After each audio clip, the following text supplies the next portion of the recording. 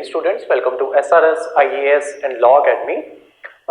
आज की क्लास में हम जो है ये देखेंगे कि आपका जो यूपीएससी में एक पेपर होता है एसए का पेपर, और जब आप पीपीएससी का जो सिविल सर्विसेज का एग्जाम देते हो तो उसमें भी आपसे एसए लिखने के लिए जो है वो कहा जाता है। ठीक है, तो पीपीएससी जो है वो आपको 3 एसए जो है वो लिखने को कहती है और यूपीएससी जो है वो आपसे 2 एसए की डिमांड जो है वो करता है। तो ये अलग से पेपर होता है आपका, और इन पेपर ये पेपर्स जो होते हैं कितने मार्क्स के होते हैं वो सारा कुछ जो है वो हम आज की क्लास में डिस्कस करेंगे।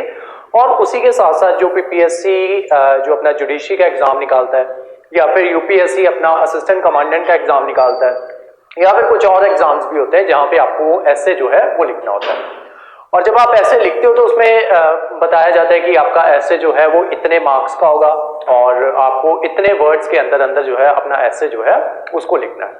तो आपको कितने मार्क्स का ऐसे बताया जाए या कितने वर्ड्स का ऐसे बताया जाए तो उसमें कितना लिखना है, और अगर वर्ड लिमिट जितनी दी हुई है तो उसके अकॉर्डिंग आपको अपना ऐसे जो है वो किस तरीके से तैयार करना है, वो सारी चीजें जो है वो हम आज की क्लास में जो है वो डिस्कस करेंगे। और उसी के साथ साथ जो मोस्ट एक्सपेक्टेड टॉपिक्स जो होते हैं यूपीएससी जो पूछती है या दूसरे वेरियस एग्जाम जो होते हैं, पीपीएससी हो गया या कोई भी एग्जाम हो गया, जो वो मोस्ट एक्सपेक्टेड टॉपिक्स जो हैं वो आपसे पूछते हैं, वो टॉपिक्स भी आपको आज ही की क्लास में जो है वो बताए जाएंगे।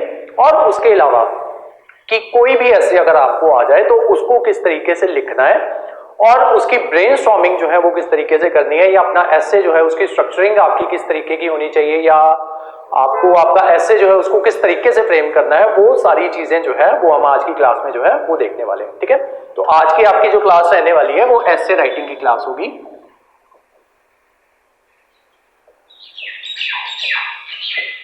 और आज की क्लास में जो जो चीजें हम देखेंगे वो पहले मैं आपको बता देता हूं। सबसे पहले तो हम यही देखेंगे कि ऐसे जो है वो लिखते कैसे हैं। ठीक है, कि मान लो मैंने आपको रैंडम टॉपिक्स जो है वो मैं आज की क्लास में मैंने आपको बता दिए, फिर उसके बाद जो है आप उसके ऊपर जो है वो सर्च कर सकते हो और उन टॉपिक्स के ऐसे जो है वो रीड आउट करके जो है वो आप जा सकते हो। लेकिन वहां पे जो है किस तरीके से लिखना है, कैसे अपने इंट्रोडक्शन लिखनी है, कौन सी चीजों का आपने ध्यान देना है, वो सारी बातें जो है वो हम आज की क्लास में देखेंगे। ठीक है, तो सबसे पहला पॉइंट हो गया आपका कि ऐसे लिखना कैसे है, हाउ टू राइट।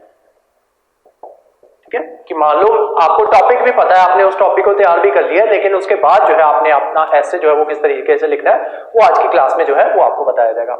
उसके अलावा जो मोस्ट लाइकली टॉपिक्स हैं जो ऐसे में पूछे जाते हैं, घुमा फिरा के वही टॉपिक्स जो है वो बार बार जो है वो आपसे पूछे जाते हैं, उन्हीं टॉपिक्स के ऊपर जो है आपको ऐसे जो है वो बार बार आता है। ठीक है, और क्योंकि ऐसे में बहुत ज्यादा फायदा ये भी है कि आपके पास बहुत से ऑप्शंस होते हैं, वो ऑप्शंस क्यों दिए जाते हैं, किस तरीके से कितने ऑप्शंस होते हैं, वो भी आज की क्लास में हम जो है वो डिस्कस करेंगे। ठीक है, तो टॉपिक्स जो हैं वो आपको बताए जाएंगे। उसके अलावा कोई भी ऐसे का टॉपिक जो है उसको गेस किस तरीके से करना है, या आपके एग्जाम में कौन कौन से क्वेश्चन जो है वो पूछे जा सकते हैं, उनको गेस किस तरीके से करना है, वो भी आपको आज की क्लास में जो है वो बताया जाएगा। कि मान लो कोई पर्टिकुलर टॉपिक जो था वो बहुत टाइम से न्यूज में था, तो उसके ऊपर जो है आपको ऐसे जो है वो आ सकता है। ठीक है, तो इस तरीके से उसको गैस करना है, आगे जाके इसको हम डिटेल में डिस्कस करेंगे। ठीक है, इसका मैं आपको एग्जांपल दे देता हूं। 2020 में पीपीएससी का एग्जाम हुआ था, तो उस टाइम क्या हो रहा था कि टेस्ला जो इलेक्ट्रिक कार जो थी, बेसिकली टेस्ला जो थी वो उनका जो है इंडिया के साथ जो है काफी ज्यादा वो जो था वो न्यूज में था। ठीक है, एलॉन मस्क और इंडिया के बीच में जो है ये बातें चल रही थी कि वो यहाँ पे अपनी फैक्ट्री जो है टेस्ला की वो लगाना चाहते हैं 2020 में। तो उस टाइम पे बहुत ज्यादा चांसेस थे कि इस इलेक्ट्रिक व्हीकल्स के ऊपर या फिर टेस्ला के ऊपर जो है एक ऐसे जो है वो आ सकता था। ठीक है, हालांकि वो ऐसे आया नहीं, लेकिन उसका फायदा क्या हुआ, जिन बच्चों ने वो चीज जो थी वो रेडी की थी, उनका एक एग्जाम होता है GS 4, उसमें होता है साइंस एंड टेक। तो उस साइंस एंड टेक में वो चीज जो थी इलेक्ट्रिक व्हीकल्स का क्वेश्चन जो था वो आ गया था। ठीक है, तो मान लो अगर आप गेस करके भी जा रहे हो तो वो कहीं ना कहीं आपको आगे जाके फायदा जो है वो कर ही देगा। ठीक है, तो जिन बच्चों ने यहाँ पे क्या कहते हैं इलेक्ट्रिक व्हीकल्स के ऊपर अपना ऐसे जो है वो प्रिपेयर किया हुआ था, उन्होंने इजिली इसका आंसर जो है वो यहाँ पे दे दिया। ठीक है, नेक्स्ट है, अब ये तो हो गया कि ऐसे कैसे लिखना है। अब नेक्स्ट जो है वो हम डिस्कस करेंगे कि कोई भी ऐसे आ जाए। ठीक है, मान लो आपने क्या किया कि 5 गेस करके चले गए कि इन 5 के ऊपर जो है ऐसे जो है वो आ सकता है। ठीक है, अब उनमें से ऐसे आया नहीं। ठीक है, तो किसी और टॉपिक पे आ गया तो उस ऐसे को किस तरीके से लिखना है वो भी हम आज की क्लास में जो है वो देखेंगे। ठीक है, तो मेन क्लास जो होगी वो ये वाली होगी। ठीक है, नेक्स्ट है अब लिखना कितना है। ठीक है, तो ये भी आपको पता होना चाहिए कि अगर आपसे ऐसे पूछा गया है तो उसको लिखना कितना है। ठीक है, वर्ड लिमिट, कि आपकी वर्ड लिमिट जो है वो कितनी होनी चाहिए, कितने मार्क्स का ऐसे वो उस पर डिपेंड करेगा, कितने वर्ड्स में पूछा गया है उस पर डिपेंड करेगा। ठीक है, नेक्स्ट है अब ऐसे जो है उसकी स्ट्रक्चरिंग जो है वो कैसे करनी है, स्ट्रक्चरिंग, देन उसकी इंट्रो जो है, स्ट्रक्चरिंग में बेसिकली तीन चीजें आती हैं आपकी, इंट्रो, बॉडी, मेन बॉडी और कंक्लूजन। ठीक है, अब उसकी इंट्रो जो है वो किस तरीके से करनी है। ठीक है, मैं वेरियस इंट्रोज जो है वो आज की जो हमारी क्लास होगी उसमें वेरियस इंट्रोज जो है वो मैं बताऊंगा कि किस तरीके से आप अपनी इंट्रोडक्शन जो है वो लिख सकते हो। ठीक है, तो इसमें वेरियस पार्ट्स होते हैं, आप एनेक्डोट के साथ जो है वो स्टार्ट कर सकते हो, उसके अलावा जो है आप कपलेट्स जो होते हैं उनके साथ स्टार्ट कर सकते हो, हिस्टोरिकल बैकग्राउंड जो है उसके साथ स्टार्ट कर सकते हो। तो वो जब इंट्रो करेंगे तब वहां पे आपको बताया जाएगा। अब शुरू कर लिया ऐसे, देन उसकी बॉडी जो है वो लिखोगे। अब देन कंक्लूजन में क्या क्या लिखना है और क्या क्या नहीं लिखना है वो बातें जो है वो ज्यादा इंपॉर्टेंट है। ठीक है, पूरे ऐसे में क्या क्या लिखना है वो बता दिया जाएगा, लेकिन साथ ही साथ आपको ये भी चीजें जो है उनका ध्यान रखना है कि डूज एंड डोंट्स। ठीक है, कि क्या क्या चीज जो है वो आप कर सकते हो और क्या क्या चीज जो है वो आपको बिल्कुल नहीं करनी, ताकि आपके ऐसे में मार्क्स जो है वो ना कटे। ठीक है, तो ये चीज भी आपको आज ही की क्लास में जो है वो बताई जाएगी। ठीक है, तो ये हो गया conclusion, then dos and don'ts. ठीक है, कि क्या क्या चीजें जो है वो करनी है या क्या क्या चीजें जो है वो नहीं करनी, और एंड में एक 5 मिनट का जो है मैं कुछ ट्रिक्स जो है वो आपको बताऊंगा। ठीक है, जिसको हम कहेंगे चालाकियां,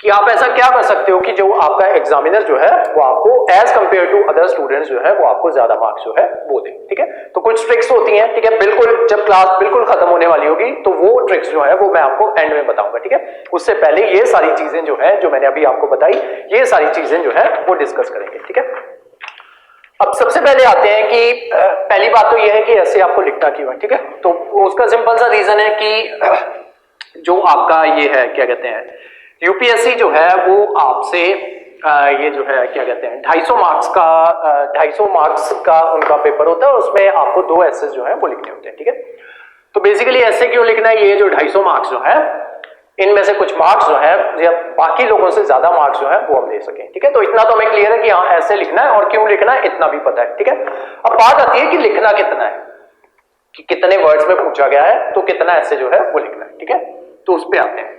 तो मैं यूपीएससी से स्टार्ट करूंगा, देन हम पीपीएससी पे जाएंगे, देन पीपीएससी जुडिशरी पे जाएंगे। ठीक है, और बाकी जो आपके उसी में मैं आपको ये बता दूंगा कि अगर इतने मार्क्स का ऐसे आया है और इतने वर्ड्स का ऐसे आया है तो कितना जो है और किस तरीके से लिखना है, ये हम अभी के जो मॉड्यूल है उसमें डिस्कस करने जा रहे हैं। ठीक है, तो यूपीएससी से स्टार्ट करते हैं। 1995 से पहले जो है यूपीएससी क्या करता था कि आपको 7 टॉपिक्स जो है वो दे देता था। ठीक है, 7 टॉपिक्स, और उनमें से आपको एक टॉपिक के ऊपर, उन 7 में से एक टॉपिक के ऊपर जो है आपको ऐसे जो है वो लिखना होता था। ठीक है, तो वो ऐसे आपको लिखना होता था 2000 से 3000 वर्ड्स के बीच में।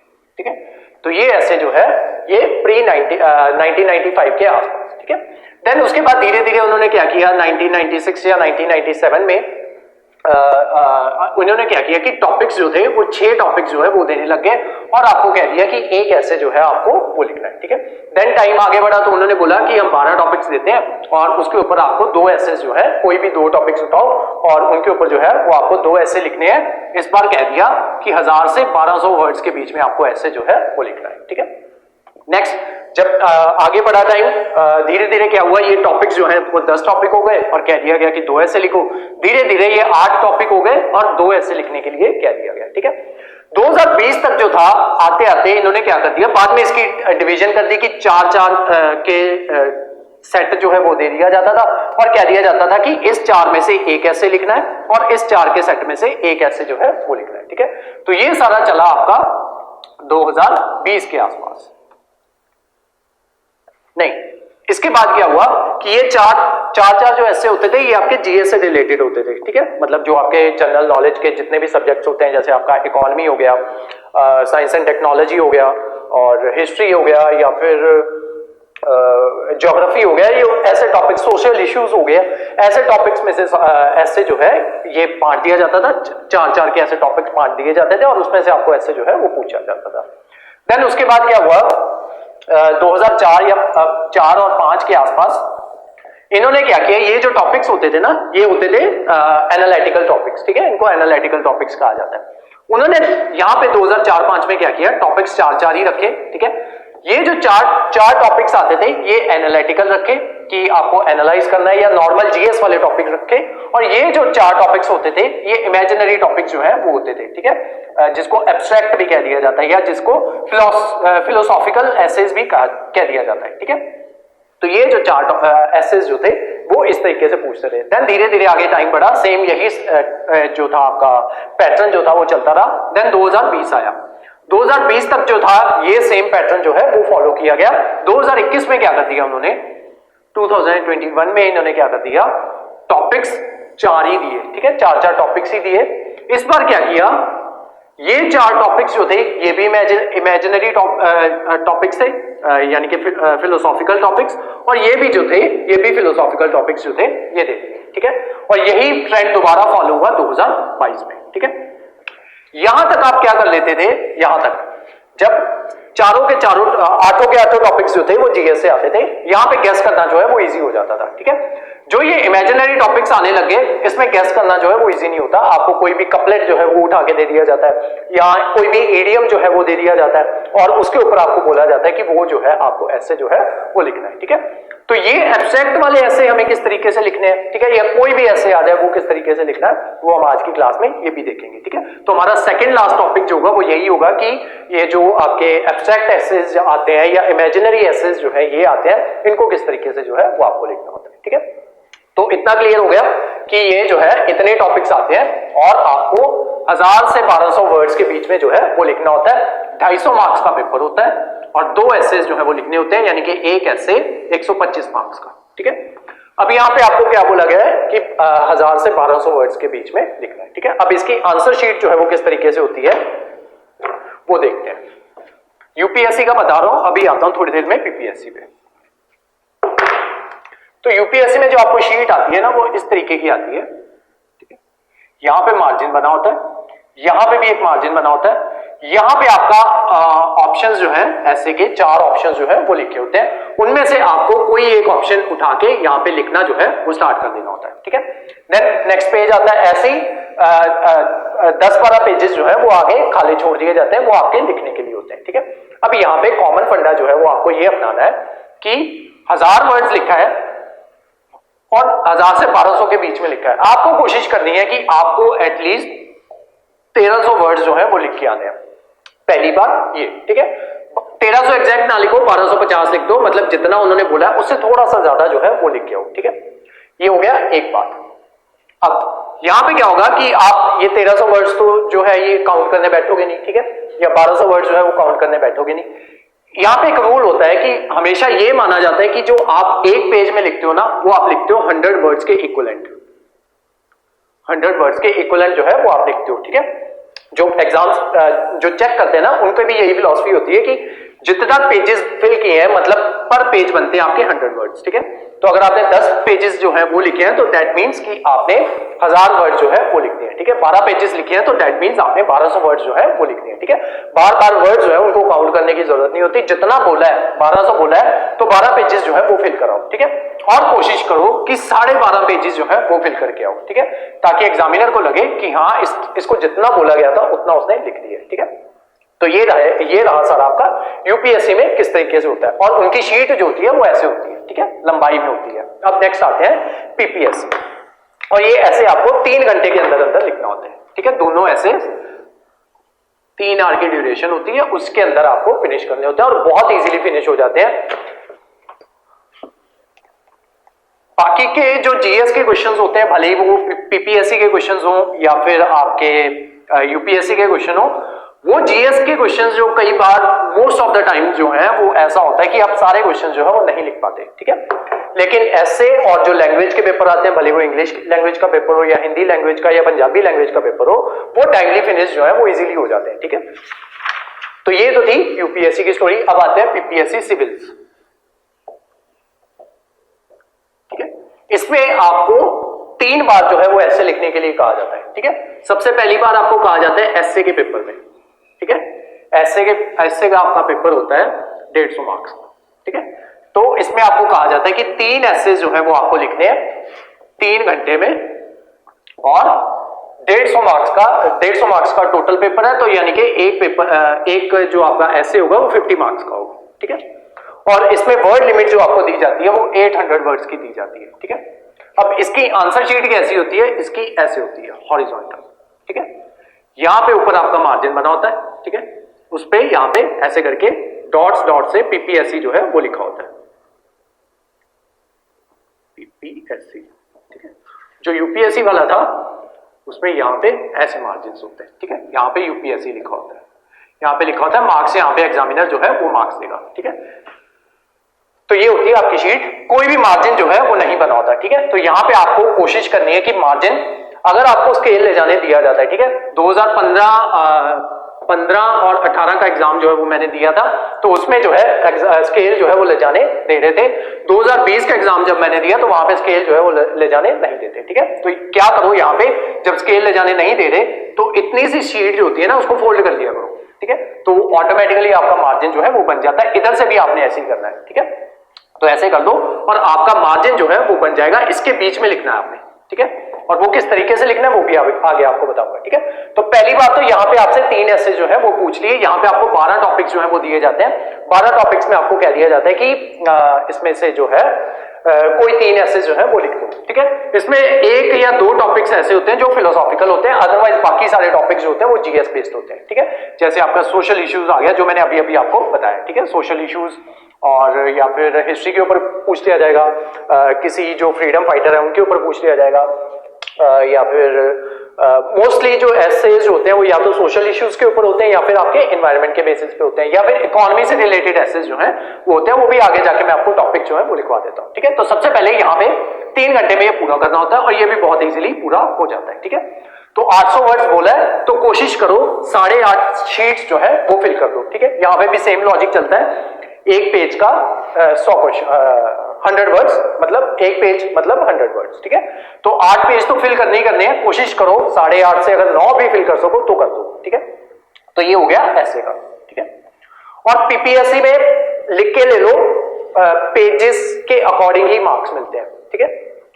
सेकंड, आपसे जो ऐसे लिखने के लिए कहा जाता है, आपका एक इंग्लिश का पेपर होता है, उसमें आपसे एक ऐसे जो है 4 टॉपिक्स आपको दे दिए जाते हैं। अच्छा, यहाँ पे 12 टॉपिक्स जो है वो एक साथ 12 टॉपिक्स भी दे सकते हैं, या फिर 4 के 3 सेट जो है वो बना सकते हैं। इसको सेट ए बोल देंगे, सेट बी बोल देंगे, सेट सी बोल देंगे, देन बोल दिया जाएगा कि इस सेट में से एक ऐसे लिखना है, इस सेट में से एक और इस सेट में से एक, ठीक है। ऐसे भी हो सकता है, या फिर इकट्ठे 12 टॉपिक्स दे देंगे, उनमें से बोलेंगे कि कोई भी 3 के ऊपर ऐसे जो है वो लिख दो, ठीक है। नेक्स्ट आते हैं जो सेकंड, दोबारा जो आपको ऐसे लिखने के लिए बोला जाता है वो बोला जाता है जब इंग्लिश का पेपर होता है, ठीक है। तो उसमें आपको 4 टॉपिक्स जो है वो दिए जाते हैं, 10 मार्क्स का ऐसे जो है वो आपको लिखने के लिए कहा जाता है, और बोला जाता है कि 300 वर्ड्स टू कभी कभी 400 वर्ड्स भी बोल देते हैं, ठीक है। तो सिंपल सा फंडा ये है, अगर 300 वर्ड्स बोला है तो 3.5 पेज जो है वो फिल करके आओ, 400 वर्ड्स बोला है तो 4.5 पेज जो है उसको फिल करके आओ, ठीक है। तो ये हो गया। जो दूसरी बार जो आपसे ऐसे पूछा जाएगा 4 टॉपिक्स में से कोई एक ऐसे लिखना है, ठीक है। कई बार टॉपिक्स जो होते हैं वो 5 भी हो जाते हैं। नेक्स्ट है आपका पंजाबी का पेपर होता है, उसमें भी आपको एक ऐसे जो है वो लिखने के लिए कहा जाता है पंजाबी लैंग्वेज में, ठीक है। सेम होता है, 4 से 5 जो टॉपिक्स जो है वो आपको दिए जाते हैं, एक ऐसे लिखना है, और वो भी 10 मार्क्स का होता है, 10 मार्क्स का ऐसे होता है। और यहां पे क्या दिया जाता है, 400 से 500 वर्ड्स के बीच में ऐसे जो है वो लिखो, ठीक है। अगर 400 वर्ड्स लिखा है तो 4.5 पेजेस, 500 वर्ड्स लिखा है तो 5.5 पेजेस जो है वो फिल करके आओ, ठीक है। जितनी आपको वर्ड लिमिट बोली है उससे ज्यादा वर्ड लिमिट जो है वो आपको लिख के आनी है, ठीक है। और ये भी इजीली जो है वो हो जाता है, कोई इसमें आपका पेपर छूटने के चांसेस जो है, इन जो अभी तक जितना भी मैंने बताया उसमें पेपर छूटने के चांसेस जो है वो बिल्कुल नहीं होते, ठीक है। और आपके पास बहुत सारा टाइम होता है, ठीक है, क्योंकि जनरली मैं आपको बताता हूं ना कि 6.5 मिनट के अंदर आपको अपना आंसर जो है वो कंप्लीट करना होता है, ठीक है। तो अगर उस अकॉर्डिंग देखें, ठीक है, 150 से अगर 200 वर्ड्स के अकॉर्डिंग हम देखें और 6 मिनट का अगर हम वो लगा के चले तो आप 1 घंटे में ऑलमोस्ट जो है 60 मिनट्स के अंदर आप ऑलमोस्ट जो है 1800 तक वर्ड्स जो है वो आप इजीली लिख सकते हो। ठीक है, तो आपके पास 3 घंटे होते हैं। ठीक है, तो देख लो उसको 3 से मल्टीप्लाई कर दो, देख लो कितने वर्ड्स जो है आप लिख सकते हो। ठीक है, तो एज सच पेपर छूटने के चांसेस जो है वो यहाँ पे नहीं होते। ठीक है, अब आते हैं जुडिशरी वालों के लिए।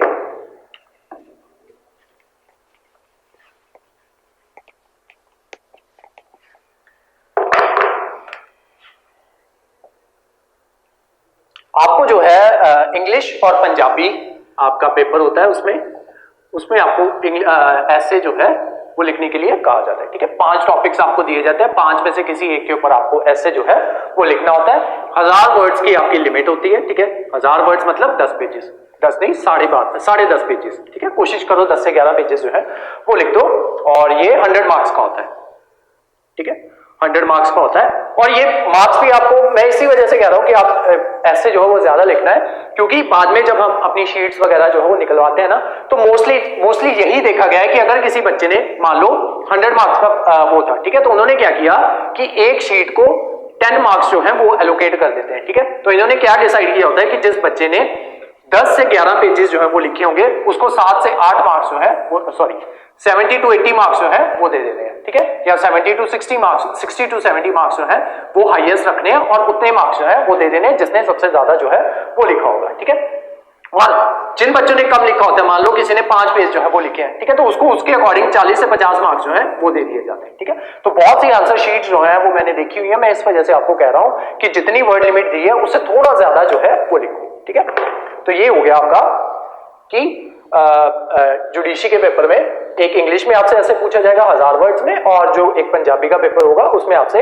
1000 वर्ड्स में एक ऐसे जो है उसकी डिमांड जो है वो की जाएगी, 5 टॉपिक्स जो है वो आपको दिए जाएंगे। ठीक है, तो ये हो गया कि कितना कितना लिखना है। ठीक है, और अब आते हैं नेक्स्ट डूज और डोंट पे। ठीक है, कि ऐसे लिखते टाइम किन किन चीजों का आपको ध्यान रखना है, कौन कौन सी चीजें जो है वो आप कर सकते हो, और कौन कौन सी चीजें जो है वो आपको बिल्कुल भी नहीं करनी है। ठीक है, जिससे मार्क्स जो है वो कटते हैं। ठीक है, तो सबसे पहले जो चीज जो है जो आपको ध्यान में रखनी है, सबसे पहले ये है कि जो आपकी जो लैंग्वेज जो है या आपकी इंग्लिश जो है वो सिंपल होनी चाहिए। ठीक है, सिंपल लिखो। ठीक है, ज्यादा कॉम्प्लिकेटेड जो है वो लिखने की आपको जरूरत जो है वो नहीं है। ठीक है, सिंपल जो है वो लैंग्वेज जो है वो आपको लिखनी है। उसके अलावा आपकी हैंडराइटिंग जो है वो ऐसी होनी चाहिए कि समझ में आ जाए। ठीक है, जैसी मैं यहाँ पे लिख रहा हूँ वैसी नहीं समझ आने, वैसी नहीं लिखनी है आपने, कीड़े मकोड़े जो है वो आपको नहीं मारने। अच्छी हैंडराइटिंग में जो है, अच्छी हैंडराइटिंग जो है उसमें जो है वो आपको वो लिखना है। ठीक है, दूसरा आपका ऐसे जो है वो फ्लो में होना चाहिए। ठीक है, इसकी एग्जांपल जो है जब हम आज मैं आपको थोड़ा सा आपको बताऊंगा, जब ब्रेनस्टॉर्मिंग करेंगे ना तो वहां पे इसका रीजन जो है वो बताऊंगा कि फ्लो में आप अपना ऐसे जो है वो किस तरीके से लिख सकते हो। ठीक है, तो आपका ऐसे जो है वो फ्लो में होना चाहिए। थोड़ा सा एग्जांपल अभी दे देता हूं आपको कि मान लो आपने क्या किया, विमेन एम्पावरमेंट पे आप ऐसे जो है वो लिखने जा रहे हो। ठीक है, तो आपने लिखना स्टार्ट किया कि विमेन जो है उनको जो है उनकी अचीवमेंट जो है वो आपको बताओगे, या उनका जो किस तरीके से उनके साथ इक्वालिटी जो है वो करनी चाहिए, कौन कौन सी चीजें जो है जहां पे उनके साथ इक्वालिटी जो है वो की जाती है। जैसे आपका लोकसभा जो है वहां पे विमेन की पार्टिसिपेशन जो है वो बता रहे हो आप। ठीक है, देन उसके बाद आपने राज्यसभा जो है वहां पे पार्टिसिपेशन बता दी। देन आपने ये बता दिया कि जो स्टेट गवर्नमेंट्स जो होती हैं या स्टेट असेंबलीज जो होती हैं वहां पे विमेन की पार्टिसिपेशन जो है वो बता दी। ठीक है, देन उसके बाद आपने क्या किया, आप आ गए सोशल इश्यूज के ऊपर। ठीक है, कि विमेन जो है उनके साथ ये प्रताड़नाएं जो है ये होती हैं, उनके साथ जो उनके वर्क प्लेसेस जो है वहां पे उनके साथ हरासमेंट जो है ये होती है। देन आप बताने लगे कि विशाखा गाइडलाइंस जो है वो सरकार के द्वारा जो है वो दी गई हैं कि जो वर्क प्लेस के ऊपर किसी भी तरीके की अगर विमेन के साथ जो है हरासमेंट जो है वो होती है तो उसके लिए विशाखा गाइडलाइंस जो है वो दी गई हैं। देन उसके बाद आपके दिमाग में क्या आया कि मैंने ये सेंटर का बता दिया, स्टेट का बता दिया, पंचायतों का तो बताया ही नहीं। ठीक है, और वहां पे उनको 33% रिजर्वेशन जो है वो दी गई है। ठीक है, तो आप यहां से फ्लो तोड़ के आप यहां पे आ गए। ठीक है, तो ये फ्लो जो है ये नहीं तोड़ना है। ठीक है, तो एक चीज अगर कर रहे हो तो उसी फ्लो में जो है चीजों को आपको लिखना है, और वो किस तरीके से लिखा जाएगा वो आगे जाके वो बताया जाएगा। ठीक है, तो आपका आंसर ऐसे जो है वो एक फ्लो में होना चाहिए। ठीक है, नेक्स्ट, सारा ऐसे जब आपने लिख लिया तो उसके बाद उसको रीड करो एक बार। ठीक है, दोबारा से उस ऐसे को जो है वो आपको पढ़ना है, आपको कोई ना कोई गलती जो है वो मिल जाएगी। उसके अलावा जब दोबारा पढ़ोगे तो कुछ कुछ वर्ड्स जो होते हैं उनको अंडरलाइन करना होता है। जब मैं अपने नोट्स जो है वो बनवाता हूं तो मैं आपको बता देता हूं कि इस चीज को जो है वो अंडरलाइन करो क्योंकि ये इंपॉर्टेंट है, ठीक है। और आप चाहते हो कि आपका जो एग्जामिनर है उसका ध्यान जो है उसके ऊपर जाए, ठीक है। तो आपको वो जो है जब रीड करोगे तो कुछ वर्ड्स को आपको अंडरलाइन करना है, ठीक है। नेक्स्ट, आपका एसे जो है वो विजिबल होना चाहिए, ठीक है। विजिबल किस तरीके से होना चाहिए, मान लो ये पीपीएससी वाली शीट है, ठीक है। तो आपने, मैंने आपको बता दिया यहां पे मार्जिन लगाना है, यहां पे मार्जिन लगाना है, ऊपर एक मार्जिन ऑलरेडी बना हुआ होगा, ठीक है। अब अपना एसे जो है वो कैसे स्टार्ट करना है, मान लो ये लाइंस बनी हुई है, ठीक है। तो इस पॉइंट से अपना एसे जो है वो स्टार्ट करो, ठीक है। ऐसे ऐसे एक बच्चा क्या करेगा, ऐसे ऐसे लिखा, ठीक है, ऐसे लिखता जा रहा है, देन यहां पे पहला पैरा जो है उसका खत्म हो गया, ठीक है। फिर यहां से स्टार्ट कर दिया, आगे लिखता जा रहा है, ठीक है। इस तरीके से आपको ऐसे जो है वो नहीं लिखना। आपकी विजिबिलिटी जो है ऐसे की वो किस तरीके से बनेगी, ये आपकी शीट है, एक मार्जिन यहां पे ड्रॉ किया, एक मार्जिन यहां पे, ऊपर वाला मार्जिन ऑलरेडी बना हुआ होता है, ठीक है। इंट्रो यहां से स्टार्ट की, ठीक है, लिखना ऐसे ऐसे लिखना स्टार्ट कर दिया, ठीक है, 5-6 लाइनें लिखी एंड देन आपकी इंट्रो यहां पे जो है इंट्रो आपकी खत्म हो गई, ठीक है।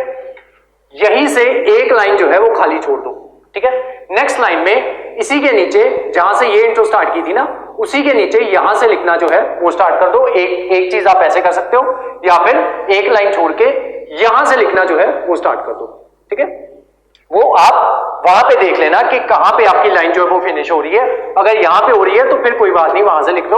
अगर यहां पे लाइन फिनिश हो रही है तो इसका मतलब ये नहीं है कि यहां से लिखना स्टार्ट करोगे, फिर इसके नीचे से यहां से लिखना जो है वो आपको स्टार्ट करना है, ठीक है। तो इस तरीके से आपकी विजिबिलिटी जो है ये पता चलेगा कि हाँ आपकी इंट्रो जो है वो यहां तक थी, देन उसके बाद जो है आप मेन बॉडी जो है वो स्टार्ट करने जा रहे हो, ठीक है। तो ये हो गया आपका ऐसे जो है वो विजिबल होना चाहिए, ठीक है। अब आप एग्जामिनर के लिए चीजें जितनी इजी करोगे, एग्जामिनर उतना ही खुश होकर आपको मार्क्स जो है वो देगा, ठीक है। जितनी चीजें एग्जामिनर के लिए आप डिफिकल्ट करोगे, अब उसको पेपर चेक करने, ठीक है, तो और उसको कोई मतलब नहीं है आपसे, ठीक है। उसको अपनी चीज से मतलब है, उसको एक पेपर के 25 रुपए मिल रहे हैं, उसको अपने 25 रुपए से मतलब है, और एक दिन में ज्यादा से ज्यादा वो पेपर जो है वो चेक करने चाहता है, ठीक है। तो उसको ये नहीं दिखता कि उसके पास एक पेपर है, उसको ये दिखता है कि एक पेपर इज इक्वल टू 25 रुपए, ठीक है। तो उसको अपने 25 रुपए पर पेपर के वो दिख रहे होते हैं, ठीक है। नेक्स्ट आते हैं, अब आप उसके लिए जितनी चीजें इजी करोगे उसको उतना खुश होगा वो कि मुझे जो है मेहनत कम करनी पड़ रही है, और वो उतने अच्छे आपको मार्क्स जो है वो देगा, ठीक है। नेक्स्ट है मार्जिन्स, ये आपको ड्रॉ करने हैं, ठीक है। मार्जिन्स ये जरूर ड्रॉ करने हैं आपको। नेक्स्ट, ग्रामर और पंक्चुएशन मार्क्स जो है उनका खास ध्यान रखना है आपने, ठीक है। इंग्लिश आपकी जो है वो सिंपल होनी चाहिए, और जो ग्रामर है वो जो है, और जो साथ में पंक्चुएशन मार्क्स जो होते हैं उनका ध्यान रखना है, ठीक है। पंक्चुएशन मार्क्स जैसे ये फुल स्टॉप हो गया, कॉलन हो गया, सेमी कॉलन हो गया, ये सेमी कॉलन होता है, हाइफन हो गया, ठीक है। तो इनका जो है वो आपको ध्यान रखना है। नेक्स्ट हो गया आपका, हाँ, कुछ एनालिटिकल एसेस होते हैं, जैसे कि आप 2020 के ही पेपर में आई थिंक ऐसे आया था, या कुछ ऐसा था जो रिलेटेड था आपका उससे, जुडिशरी से, ठीक है। आई थिंक ऐसे था, अभी एग्जैक्ट मुझे याद नहीं है, 3 साल हो चुके हैं उस चीज को, तो कुछ ऐसा ही था बेसिकली, उसमें जुडिशरी के ऊपर जो है वो कुछ पूछा गया था। आई थिंक ऐसे ही होगा।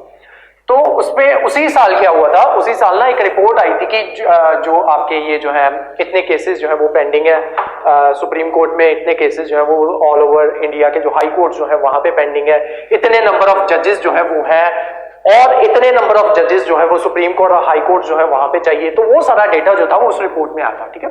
गवर्नमेंट ऑफ इंडिया के द्वारा ही वो रिपोर्ट जो थी वो निकाली गई थी। अब यहाँ पे ऐसे जो आ गया ना, तो यहाँ पे आप इस रिपोर्ट का डेटा अगर आपको पक्का पता है कि हाँ एग्जैक्ट यही डेटा है, क्योंकि गलत डेटा जो है वो नहीं देना, ठीक है। वो डोंट्स में हम डिस्कस करेंगे कि गलत डेटा बिल्कुल भी नहीं देना। तो यहां पे इस पर्टिकुलर रिपोर्ट का नाम लिख के, अपना सोर्स बता के कि इस पर्टिकुलर सोर्स के अकॉर्डिंग ये बातें जो है वो कही गई हैं, तो वो रिपोर्ट्स भी आप अपने एसेज में कोट कर सकते हो, ठीक है। तो ये सारी चीजें जो है वो आप अपने ऐसे लिखते टाइम इन चीजों का ध्यान रखना है। अब कौन सी चीजें जो है वो नहीं करनी, उन पे भी देखते हैं, ठीक है। तो एक तो आपको पता चली गई कि गलत डेटा जो है वो नहीं देना।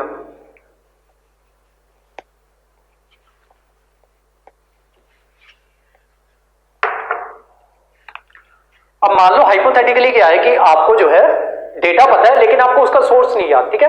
तो यहां पे फिर ऐसे लिख देते हैं कि according according to data published by government of India, ठीक है। रिपोर्ट का नाम चाहे ना लिखो, ठीक है, तो ये बता दो कि गवर्नमेंट ऑफ इंडिया ने अपना डेटा जो है वो पब्लिश किया था।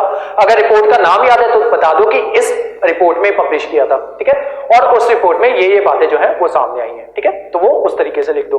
नेक्स्ट आते हैं कि क्या क्या चीजें जो है वो नहीं करनी। सबसे पहले अपना जेंडर जो है वो रिफ्लेक्ट नहीं करना आपको, कि आप मेल हो या फीमेल हो, ठीक है, ही और शी जो है वो आपको नहीं बताना है। उसमें अपना आपका जेंडर जो है उस चीज में रिफ्लेक्ट जो है वो नहीं होना चाहिए, ठीक है, पहली बात इस चीज का ध्यान रखना। उसके अलावा जब आप लेटर्स वगैरह लिखते हो ना, वहां पे भी XYZ जो है वही लिखा करो, ठीक है, कोई भी नाम जो है वो लिखने से बचो। अनटिल अनलेस आपको क्वेश्चन में, जब आपसे क्वेश्चन पूछा गया है, कई बार आपको कह दिया जाता है कि आपका नाम जो है वो रमेश है, या आपका नाम कुछ भी है, कमल है, जो भी आपका नाम, तो आप जो है अपने बड़े भाई को उस बड़े भाई का नाम भी बता दिया जाता है, उसको जो है वो आप लेटर लिख रहे हो, तो उसमें जो है अब नाम स्पेशली मेंशन है तो आपको नाम जो है वो यूज करने हैं, ठीक है। अगर आपको नाम मेंशन नहीं किए गए हैं तो कोशिश करो XYZ जो है वो लिखो, ठीक है। जेंडर कहीं पे भी मेंशन नहीं करना है और अपना नाम भी मेंशन नहीं करना है। उसके अलावा आपकी कोई भी फेनेटिक फीलिंग जो है, ठीक है, किसी भी चीज को लेके, ठीक है, मान लो आप फेमिनिस्ट हो, ठीक है, तो वहां पे ये दिखाना नहीं है कि आप फेमिनिस्ट हो, ठीक है, और अगर आप फेमिनिस्ट नहीं हो या एंटी फीमेल्स हो तो वो भी आपको वहां पे अपनी फेनेटिक फीलिंग्स जो है वो नहीं दिखानी, ठीक है। आप धर्म को, किसी भी धर्म को मानते हो या बहुत कट्टर तरीके से धर्म को मानते हो तो वो चीजें जो है वो आपको नहीं दिखानी, ठीक है। और आप जो हो भगवान को नहीं मानते हो वो भी चीजें वहां पे नहीं दिखानी, ठीक है। मतलब एक्सट्रीम व्यूज से जो है वो आपको बचना है, ठीक है, एक्सट्रीम व्यूज जो है वो आपको कहीं पे भी नहीं शो करने। उसके अलावा आपने एसे में जो है वो नंबर्स नहीं डालने हैं, ठीक है। कई बार क्या होता है एसे में कुछ पॉइंट्स जो है वो हम डाल देते हैं, ठीक है, जैसे मान लो आप ऐसे लिख रहे हो तो आपको उस ऐसे में, वैसे तो बचो इस चीज से कि पॉइंट्स जो है वो ना डालो, ठीक है, लेकिन फिर भी अगर बहुत ज्यादा मजबूरी हो तो आप पॉइंट्स जो है पॉइंट्स वो लिख सकते हो। मान लो आप कोई रिपोर्ट जो है वो कोड कर रहे हो, ठीक है, तो उस रिपोर्ट को आप पॉइंट्स में जो है वो कोड कर सकते हो। तो ऐसे नहीं कोड करोगे कि इस पर्टिकुलर रिपोर्ट में फर्स्ट पॉइंट जो था वो ये था, सेकंड पॉइंट जो था वो ये था, ये नहीं कर सकते, ठीक है। डॉट्स जो है उसमें आप बता सकते हो, ठीक है, तो नंबर जो है नंबरिंग लिखने से आपको बचना है, ठीक है, तो डोंट्स में ये आ गया। उसके अलावा कोई भी फ्लो चार्ट जो है वो नहीं बनाना, फ्लो चार्ट नहीं बनाना, कोई भी डायग्राम जो है वो नहीं बनाना, ठीक है, ये सारी चीजें यहां पे निषेध है। कोशिश करो ग्रामेटिकल एरर्स जो है वो बिल्कुल नहीं होने चाहिए, ठीक है, ग्रामेटिकल एरर्स उनसे बचो, क्योंकि आपका एग्जाम जो है, पेपर जो चेक करने वाला है वो इंग्लिश का प्रोफेसर होगा, अगर पंजाबी का तो वो पंजाबी का प्रोफेसर होगा, ठीक है, तो उसने सारी उम्र जो है ये जो है इसको वो रिलीजियसली फॉलो करते हैं कि ग्रामेटिकल मिस्टेक्स जो है वो नहीं होनी चाहिए। उसके अलावा कहीं पे भी कुछ गलत लिख दिया तो कांटे मत लगाओ ऐसे ऐसे, ठीक है, कोई छोटी सी गलती हो गई है उसको थोड़ा सा ऐसे काट के एरो लगा के ऊपर अपनी मिस्टेक जो है उसको सही कर दो, ठीक है, पूरी लाइन को मत काटो, ठीक है। नेक्स्ट है आपका मिस्टेक्स अवॉइड करो। हाँ, यूपीएससी वाले बच्चों को बता रहा हूं, ठीक है, कई बार क्या होता है कि मान लो आपका ऑप्शनल जो है वो फिलॉसफी है, ठीक है, फिलॉसफी आपका ऑप्शनल है, और फिलॉसफी छोड़ो, हिस्ट्री आपका ऑप्शनल है, ठीक है, हिस्ट्री ऑप्शनल है, और आपको क्वेश्चन आ गया कुछ भी हिस्ट्री के ऊपर, ठीक है, इंडस वैली सिविलाइजेशन के ऊपर ही क्वेश्चन आ गया, ठीक है, या कल्चर से रिलेटेड क्वेश्चन आ गया तो आपने उसमें इंडस वैली सिविलाइजेशन जो है वो ले आए, ठीक है। अब आपका हिस्ट्री ऑप्शनल था तो आपके पास एक्स्ट्रा नॉलेज होगी उस चीज की, ठीक है, तो इसके ऊपर वेरियस जो थिंकर्स जो है उन्होंने लिखा होगा, वेरियस हिस्टोरियंस जो है उन्होंने लिखा होगा, ठीक है, तो आप यहां पे उन हिस्टोरियंस को कोट करने से बचो, ठीक है। अगेन सेम रीजन, जो पेपर चेक करने वाला है वो आपका नॉर्मल इंग्लिश का प्रोफेसर है, उसको इन चीजों का पता नहीं है तो आप उन चीजों को लिखो ही मत, ठीक है, जो चीजें उसके सिर के ऊपर से जाए उन चीजों को लिखने से अवॉइड करो, ठीक है। तो कोशिश करो सिंपल लिखो, ऐसे ऑप्शन नॉलेज जो है, जो आपके पास एक्स्ट्रा ऑप्शन नॉलेज है उसको यहां पे शो ऑफ करने की जरूरत जो है वो नहीं है, सिंपल लिखो, नॉर्मल ऐसे लिखो, अच्छे मार्क्स ही आएंगे, ठीक है। उसके अलावा हाँ, वही लास्ट जो था, फॉल्स डेटा नहीं देना है, फॉल्स डेटा बिल्कुल भी नहीं देना है, ठीक है। तो ये थे आपके ऐसे के डूज और डोंट। अब ऐसे होते कितने तरीके के हैं? 3 तरीके के ऐसे होते हैं, ठीक है। एक होता है आपका डिस्क्रिप्टिव ऐसे, दूसरा होता है आपका एनालिटिकल ऐसे, तीसरा होता है आपका इमेजिनेटिव ऐसे या फिलोसॉफिकल ऐसे भी कह दिया जाता है। इसमें एनालिटिकल में आपके जीएस से रिलेटेड ऐसे जो है वो आते हैं, ठीक है। सबसे ये जो होता है सबसे नीचे लेवल का होता है, ये पूछा ही नहीं जाता। डिस्क्रिप्टिव ऐसे होता है जैसे कि आपको जो आपने बचपन में एसेज लिखे ना, जैसे काउ के ऊपर ऐसे लिखा है, माई सेल्फ के ऊपर ऐसे लिखा है, वो सारे डिस्क्रिप्टिव एसेज होते हैं। उसमें आप डिस्क्रिप्शन देते हो, ठीक है, जैसे माई सेल्फ में आप डिस्क्रिप्शन देते हो या माई बेस्ट फ्रेंड में आप डिस्क्रिप्शन देते हो कि ये पर्टिकुलर बंदा जो है ये मेरा बेस्ट फ्रेंड है। क्यों बेस्ट फ्रेंड है आप उसकी जो है वो बताते हो, मैं इसे कहाँ मिला, कब मिला, हमारी दोस्ती कैसे हुई, तो आप उस चीज की डिस्क्रिप्शन जो है वो दे रहे हो, ठीक है। तो ये होते हैं आपके डिस्क्रिप्टिव एसेज। एनालिटिकल एसेज कौन से होते हैं, जैसे आपका ग्लोबल वार्मिंग जो हो गया, ठीक है, इस पे आपको एनालाइज करना है, ठीक है, तो इनको एनालिटिकल एसेज जो है वो कहा जाता है, ठीक है। तो 4 टॉपिक्स जो मैं आपको बता रहा था ना, वो जो एनालिटिकल, वो 4 टॉपिक्स यहां से आते थे, और 4 टॉपिक्स जो थे वो इमेजिनेटिव एसेज से ये आते थे, ठीक है। पीपीएससी इतने इमेजिनेटिव एसेज जो है वो नहीं पूछता, अभी तक तो नहीं पूछे, आगे पूछने लग जाएगा, वो कह नहीं सकते, ठीक है। लेकिन फिलहाल जो है वो इतने एनालिटिकल एसे सिर्फ और सिर्फ एनालिटिकल एसेज ही पूछता है। फिलोसॉफिकल एसेज 1 या 2 ऐसे होते हैं, मान लो अगर के 12 टॉपिक्स हैं तो उनमें से 2 टॉपिक्स ऐसे हो सकते हैं कि वो फिलोसॉफिकल टॉपिक्स जो है वो, ठीक है। और वो कौन कौन से होते हैं वो भी आगे जाके जो है वो मैं आपको बता देता हूँ, ठीक है। तो ये हो गए आपके एनालिटिकल एसेज, जिसमें आपका विमेन एम्पावरमेंट जो है वो हो सकता है, और कोई मान लो उस साल क्या हुआ, डिजास्टर आ गया, ठीक है, तो डिजास्टर मैनेजमेंट के ऊपर आपको ऐसे जो है वो पूछ लिया जाता है, या फिर पॉवर्टी जो है उसके ऊपर ऐसे जो है, ठीक है, सोशल इश्यूज जितने भी हो गए वो सारे एनालिटिकल एसेज में कवर होते हैं, ठीक है। यहाँ पे जो इमेजिनेटिव एसेज जो होते हैं उसमें जो है कोई भी आपको इडियम जो है वो दे दिया जाता है, ठीक है, वो भी हम जो है वो डिस्कस करेंगे। इनको एब्स्ट्रैक्ट एसेज भी कहा जाता है, ठीक है, इमेजिनेटिव एसेज को। अब आते हैं कॉमन टॉपिक्स, ठीक है, जिनके ऊपर आपको एसेज जो है वो पूछे जाते हैं, ठीक है, और घुमा फिरा के इन्हीं के ऊपर एसेज जो है ये आते हैं, ठीक है। तो मैं आपको 10, 12, ऑलमोस्ट 20 के आसपास जो है वो टॉपिक्स जो है वो मैं आपको बता देता हूं। जो बच्चा मेहनत नहीं करना चाहता, इन 20 के 20 एसेज को एक बार रीडिंग मार ले, ठीक है, 2-3 बार रीडिंग मार ले और अपना एग्जाम देने जो है वो जा सकता है, ठीक है। तो इन्हीं में से एसेज जो है वो घुमा फिरा के इन्हीं के आसपास जो है वो आपको एसेज जो है वो आएंगे, ठीक है। तो सबसे पहले आपका टॉपिक है पॉलिटी, ठीक है। तो पॉलिटी में सबसे जो मोस्ट फेमस टॉपिक रहता है वो आपका रहता है डेमोक्रेसी, ठीक है। तो इसमें इस तरीके का क्वेश्चन जो है वो पूछा जा सकता है, importance of right to vote in a democracy, ठीक है, राइट टू वोट की इंपॉर्टेंस जो है वो क्या है डेमोक्रेसी में, तो इस तरीके के क्वेश्चन जो है वो आपसे पूछे जा सकते हैं, ठीक है, पॉलिटी डेमोक्रेसी के ऊपर। नेक्स्ट है आपका पंचायती राज के ऊपर क्वेश्चन जो है वो पूछा जा सकता है, पीआरआई, पंचायती राज इंस्टीट्यूशंस। उसके अलावा जुडिशियल एक्टिविज्म, जो ये बच्चे हैं क्या कहते हैं जुडिशरी वाले, उनको भी एक टॉपिक बताता हूं अभी थोड़ी देर में, जुडिशियल एक्टिविज्म, ठीक है। तो आपको ये टॉपिक भी प्रिपेयर करके जाना है, ठीक है। जो इस साल बच्चे जो है अभी जून में जो है जो ये एग्जाम देने जा रहे हैं सिविल जज का, ठीक है, तो आपको इसके ऊपर सवाल जो है जुडिशियल एक्टिविज्म के ऊपर आपको सवाल जो है वो पूछा जा सकता है, या फिर जुडिशियल ओवररीच, जुडिशियल ओवररीच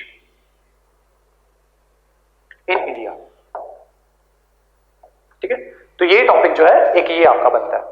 उसके अलावा कास्ट पॉलिटिक्स, कास्ट पॉलिटिक्स इसके ऊपर भी इसके आसपास भी जो आपसे टॉपिक जो है वो ऐसे जो है इस टॉपिक के आसपास भी आपसे ऐसे जो है वो पूछा जा सकता है, ठीक है। नेक्स्ट आते हैं इंटरनेशनल रिलेशंस के ऊपर आपसे जो है टॉपिक, 2 ही इंपॉर्टेंट टॉपिक बनते हैं, एक इंडिया पाकिस्तान, इंडो पाक, और दूसरा इंडिया चाइना, ठीक है। तो इनके ऊपर आपको ऐसे जो है वो पूछे जा सकते हैं, ठीक है। नेक्स्ट है आपका इकोनॉमी। इकोनॉमी में आपको जो है एग्रीकल्चर जो है या कॉन्ट्रैक्ट फार्मिंग जो है उसके ऊपर आपको ऐसे जो है वो आ सकता है, ठीक है। और वैसे फिलहाल इस साल इतने कोई ऐसा चीज के चांसेस नहीं है, लेकिन मैं इन जनरल बता रहा हूं कि इन्हीं के आसपास ऐसे जो है वो घूमते हैं, ठीक है।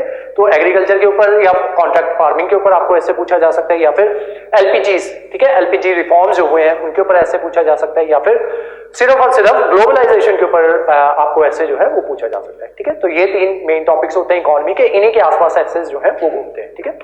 नेक्स्ट आते हैं एनवायरमेंट। एनवायरमेंट के ऊपर एक ना एक ऐसे जो है वो आपको आता ही आता है, ठीक है। एनवायरमेंट और सोशल इश्यूज, ठीक है, इनके ऊपर आपको ऐसे जो है वो आता ही आता है, ठीक है।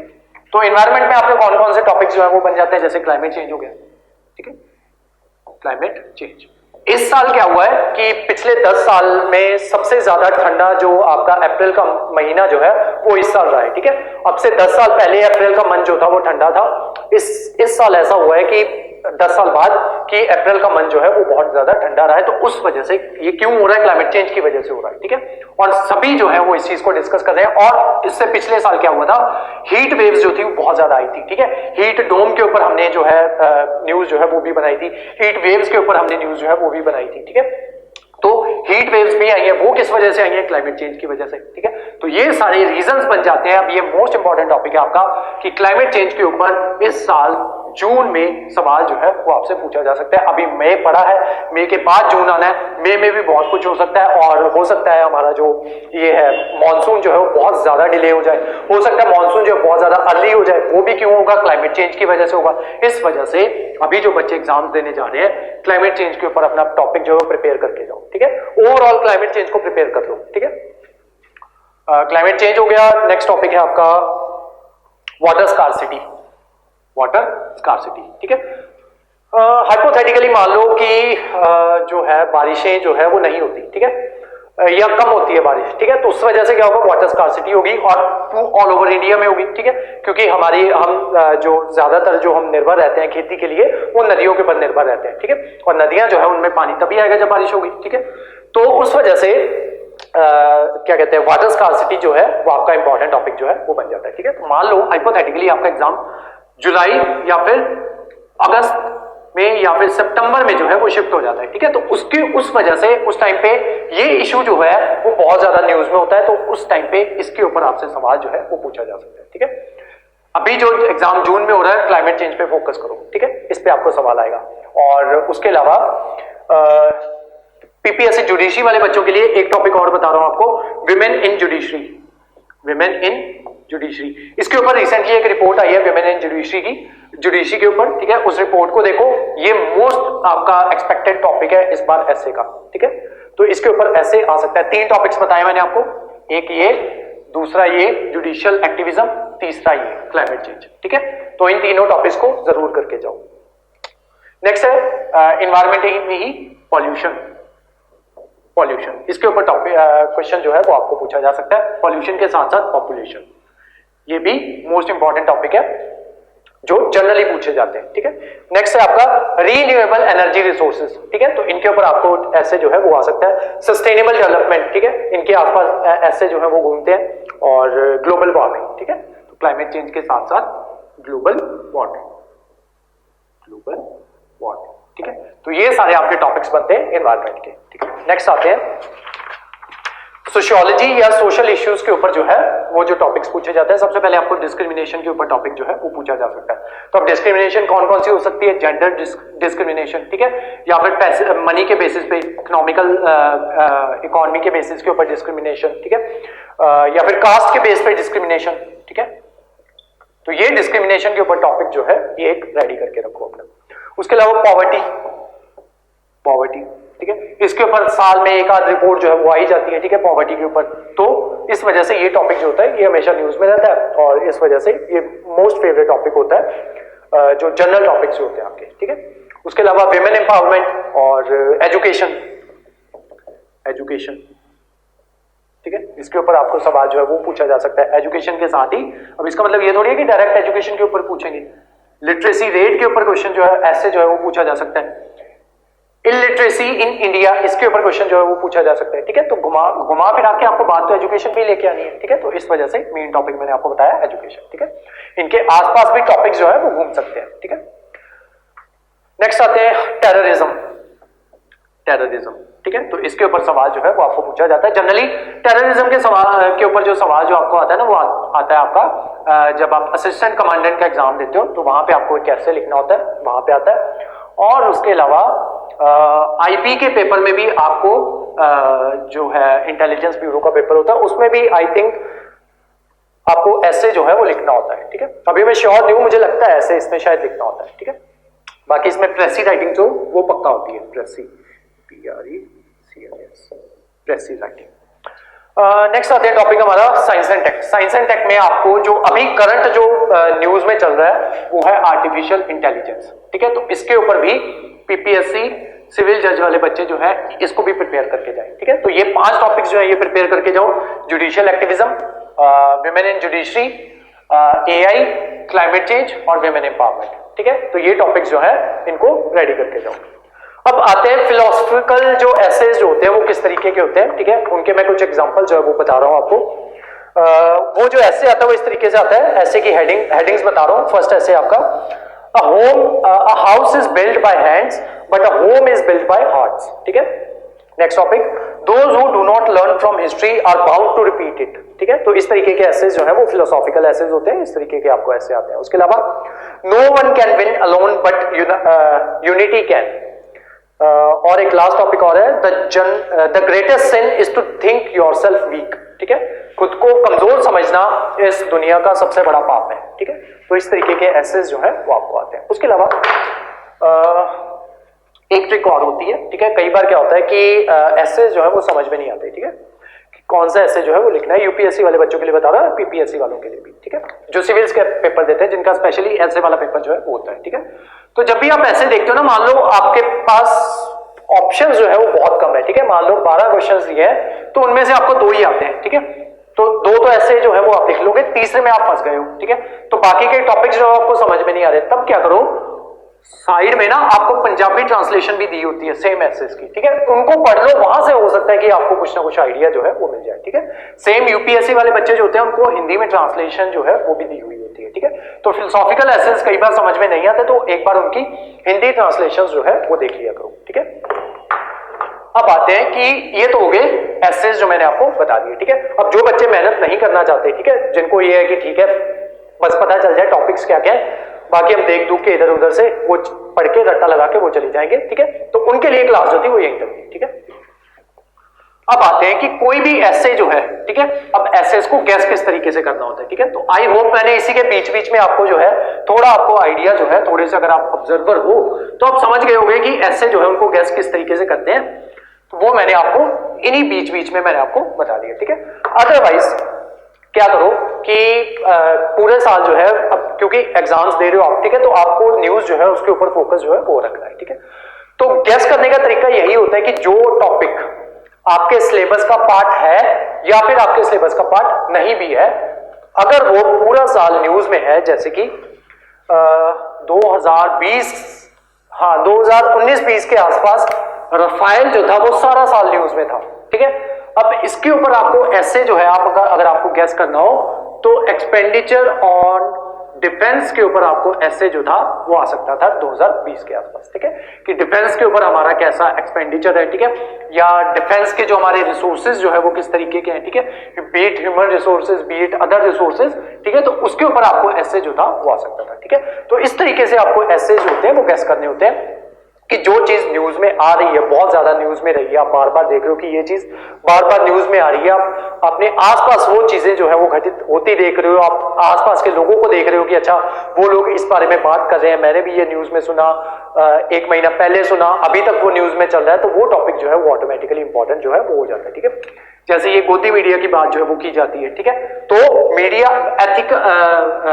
मीडिया एथिक्स के ऊपर आपको ऐसे जो है वो भी आप गैस कर सकते हो कि हाँ इस तरीके का ऐसे भी आ सकता है। ठीक है, तो इस तरीके से आपने ऐसे जो है इस तरीके से गैस जो है वो किए जाते हैं। ठीक है, कि सारा साल न्यूज देखो और इस चीज का ध्यान रखो कि कौन ये पर्टिकुलर टॉपिक जो है ये न्यूज में रहा है और इसके ऊपर ऐसे जो है वो इस तरीके से बन सकता है। ठीक है, तो उसको इस तरीके से जो है वो गैस किया जाता है। उसके अलावा ये क्लास जो है ये आज रिकॉर्ड हो जाएगी। ठीक है, अब आगे आने वाले 1 साल या 2 साल में कोई भी आपका एग्जाम जब भी आप दे रहे हो, मेंस का एग्जाम दे रहे हो, तो और अगर आप मेरे स्टूडेंट हो तो उस साल जो एसेज मैंने आज बताए, ठीक है, हो सकता है वो उस साल के लिए रेलेवेंट ना हो। ठीक है, तो जिस साल भी आप एग्जाम देते हो उस साल एक बार मेरे से पूछ लेना जब भी आप एग्जाम देने बैठोगे कि इस साल के मोस्ट टॉपिक सर आप इस साल के मोस्ट इंपॉर्टेंट टॉपिक जो है वो बता दो। ठीक है, तो वो टॉपिक जो है मैं उस साल के अकॉर्डिंग जो है वो टॉपिक आपको बता दूंगा। ठीक है, तो इस साल के मैंने ये बता दिए, एक तो विमेन इन जुडिशरी जो मैंने आपको बताया, पीछे 5-6 टॉपिक जो मैंने आपको बताया, उनके ऊपर आपको ऐसे जो है इस साल रेडी करना है। ठीक है, जो अभी इस साल मेंस का एग्जाम दे रहे हैं। ठीक है, नेक्स्ट साल कहानी कुछ और होगी, उससे नेक्स्ट साल कहानी कुछ और होगी। ठीक है, वो आपके करंट पे डिपेंड करेगा कि करंट में क्या चल रहा है। ठीक है, या पिछले 1 साल में क्या चीज जो थी वो न्यूज में थी। ठीक है, नेक्स्ट, अब एसेस जो है उसको लिखने के लिए कौन कौन से स्टेप जो है वो आपको फॉलो करने होते हैं। ठीक है, स्टेप्स टू फॉलो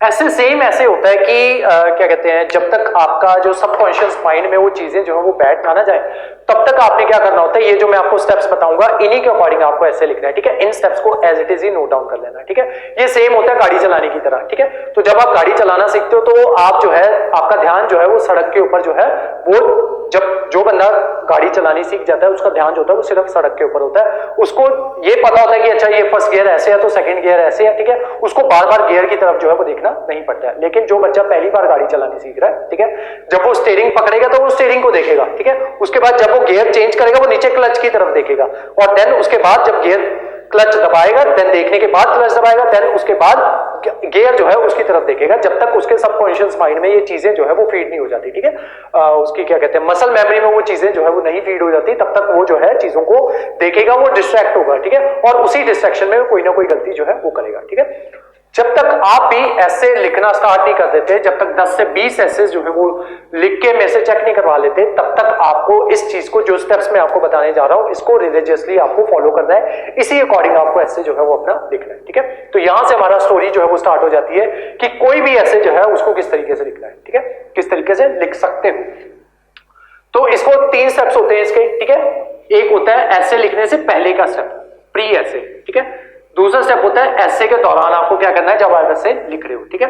तीसरा, जब आपने ऐसे लिख लिया, ठीक है, तो उसके बाद आपको कौन कौन सी चीजें जो है वो करनी है, ठीक है। सबसे पहले आता है प्री ऐसे, जब आप ऐसे लिखने से पहले आपको क्या क्या करना है। सबसे पहले आपको टॉपिक को पढ़ना है, ठीक है। बच्चे क्या करते हैं, टॉपिक पढ़ते हैं और उसके बाद क्या करते हैं कि कोई भी कहानी जो है अपने मन में बना लेते हैं और उसी अकॉर्डिंग जो है वो लिखना जो है वो स्टार्ट कर देते हैं और लिखते लिखते वो अपने टॉपिक से भटक जाते हैं, ठीक है। तो वो चीज नहीं करनी है, आपको एक बार जो है सबसे पहले उस ऐसे को एक बार अच्छे से पढ़ना है, उस टॉपिक को, एंड देन उसके बाद जो है उसका नेक्स्ट स्टेप जो है वो फॉलो करना है, ठीक है। तो सबसे पहले पढ़ना है और उसको समझना है कि जो एग्जामिनर है वो में से चाह क्या रहा है, ठीक है। नेक्स्ट है आपका ब्रेनस्टॉर्मिंग। ब्रेनस्टॉर्मिंग ये क्या होती है ये भी मैं आपको बताता हूं, ठीक है, थोड़ी देर में इसको अच्छे से डिस्कस करेंगे। नेक्स्ट है आपका स्ट्रक्चरिंग। एक बार ब्रेनस्टॉर्मिंग होगी, देन आपको अपने ऐसे की स्ट्रक्चरिंग जो है वो करनी है, ठीक है, कि कौन सा पॉइंट जो है वो मुझे पहले रखना है, कौन सा पॉइंट इस पॉइंट के बाद रखना है, कौन सा इस पॉइंट के बाद कौन सा पॉइंट रखना है, वो सारी होती है आपकी स्ट्रक्चरिंग, ठीक है। और वो होगी कैसे, इस मेथड को फॉलो करके, ठीक है। तो ये है ऐसे लिखने से पहले का, ठीक है। अब ऐसे के दौरान क्या करना है, वो 3 पार्ट्स होते हैं आपके, इंट्रो लिखनी है, मेन बॉडी लिखनी है, देन कंक्लूजन लिखना है, ठीक है। तो ये हो गया ऐसे के दौरान क्या करना है। ऐसे आपने लिख लिया, उसके बाद क्या करना है, ठीक है, पोस्ट ऐसे, जब पूरा ऐसे आपने लिख लिया उसके बाद जो स्टेप्स जो है आपको फॉलो करने हैं, सबसे पहले रीड करना है अपना ऐसे, ठीक है। अपने ऐसे को एक बार दोबारा पढ़ना है, टाइम बहुत होता है आपके पास, ठीक है। देन उसके बाद कुछ वर्ड्स को आपको अंडरलाइन लगाना है, ठीक है। अगर कोई ग्रामेटिकल मिस्टेक हुई है, कोई पंक्चुएशन मार्क आपसे छूट गया वो लगाना है, ठीक है। फुल स्टॉप छूट गया वो लगाना है, फुल स्टॉप के बाद छोटे वर्ड लोअर केस में लिख दिया उसको सही करके अपर केस में करना है, ठीक है। तो ये सारी चीजें रीड करके आपको ये करनी है। उसके अलावा कुछ चालाकियां करनी है, वो बिल्कुल एंड में बताऊंगा, ठीक है। ये हो गया आपका पोस्ट, जब आपने ऐसे जो है पोस्ट ऐसे जो चीजें जो आपको करनी है, ठीक है। तो सबसे पहले अंडरस्टैंड द टॉपिक, ब्रेनस्टॉर्मिंग और स्ट्रक्चरिंग, ठीक है। ये थी आपकी प्री स्टेज। देन ऐसे स्टेज में क्या करना है, इंट्रो, बॉडी और कंक्लूजन, ठीक है। देन उसके बाद पोस्ट स्टेज में क्या करना है, रीड, ग्रामेटिकल एरर्स और चालाकियां, ठीक है। तो ये टॉपिक है आपके, ये स्टेप्स हैं आपके, और इन्हीं के साथ जो है आपको अपना ऐसे जो है वो लिखना है, ठीक है। तो क्या था, सबसे पहले अंडरस्टैंड करना है। तो हमारा टॉपिक है, मान लो विमेन एम्पावरमेंट के ऊपर हमारा टॉपिक है, ठीक है। तो इसकी ब्रेनस्टॉर्मिंग जो है वो कैसे करना है, ठीक है। आपको शीट दी जाती है ना, शीट के बिल्कुल एंड में चले जाओ, ठीक है। जो आपकी पेपर की बिल्कुल एंड वाली शीट होती है ना, तो वहां पे ऊपर एक हेडिंग बना लो, रफ वर्क, ठीक है। वहां पे रफ वर्क की हेडिंग बना लो, ठीक है। तो वहां पे आपको क्या करना है, एक टेबल जो है वो बना लेना है।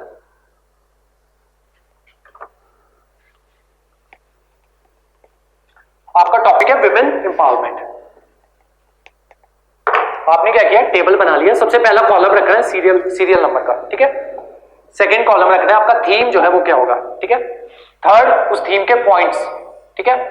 फोर्थ एग्जांपल्स, ठीक है। तो आपका टॉपिक क्या है, विमेन एम्पावरमेंट, तो सीरियल नंबर 1 डाल दो, ठीक है। विमेन एम्पावरमेंट में जो मैंने आपको एग्जांपल दिया था कि पार्लियामेंट में, ठीक है। यहां पे आपका थीम क्या हो गया, पॉलिटिकल, ठीक है। तो पॉलिटिक्स के लेवल पे जो विमेन की एम्पावरमेंट जो है वो किस तरीके से हुई है और किस तरीके से नहीं हुई वो भी यहाँ पे लिख लेंगे, ठीक है। तो हम यहाँ पे लिखेंगे कि 1 पॉइंट पे हमने लिख लिया कि विमेन जो है उनको लोकसभा में सीट जो है उनके लिए रिजर्व्ड है, राज्यसभा में सीट जो है उनके लिए रिजर्व की गई हैं, ठीक है। देन स्टेट असेंबलीज जो है वहां पे भी उनको रिजर्वेशन जो है वो दी जाती है, कुछ कुछ स्टेट्स में दी जाती है, कुछ कुछ में नहीं दी जाती, ठीक है। तो कुछ कुछ में इतनी रिजर्वेशन जो है वो दी जाती है, कुछ कुछ में कहीं पे हो सकता है 50% रिजर्वेशन भी दी जाती है, ठीक है। इतना लिख दिया, ठीक है, इतना ही सोच पाए। देन सेकंड थॉट आ गया आपके दिमाग में, अब सेकंड थीम आपका चेंज हो गया, थीम और आपका हो गया सोशल इश्यूज, ठीक है। तो सोशल इश्यूज जो है उसमें आपने लिखना शुरू कर दिया कि डिस्क्रिमिनेशन जो है वुमेन के साथ वो होती है, ठीक है, और जॉब में उनके साथ डिस्क्रिमिनेशन होती है, इक्वल वेजेस जो है वो नहीं दिए जाते, ठीक है। और अच्छा, जब डिस्क्रिमिनेशन होती है तो उनके साथ सेक्सुअल हरासमेंट जो है वो होती है, ठीक है। और मैरिटल रेप्स जो है, मैरिटल रेप्स, ठीक है, अदरवाइज रेप्स, ठीक है, और इन्फेंटिसाइड, ठीक है। अब कहां से कहानी स्टार्ट करोगे कि बचपन में ही उनके साथ इन्फेंटिसाइड जो है वो होना स्टार्ट हो जाता है, ठीक है। तो पहले उसको पैदा ही नहीं होने दिया जाता, ठीक है।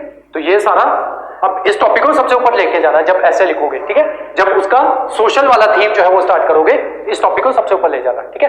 देन उसके बाद एजुकेशन, एजुकेशन में डिस्क्रिमिनेशन होती है, ठीक है। या फिर आपका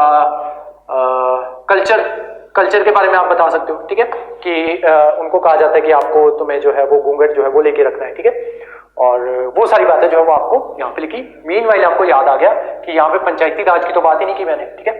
अब पॉलिटिकल से आप शुरू कर चुके थे, ठीक है, सोशल पे आ गए, अब यहाँ पे पंचायती राज बाद में याद आया, यहाँ पे हेडिंग डाल दो 1.1, ठीक है, पॉलिटिकल PRI, पंचायती राज इंस्टीट्यूशन, ठीक है।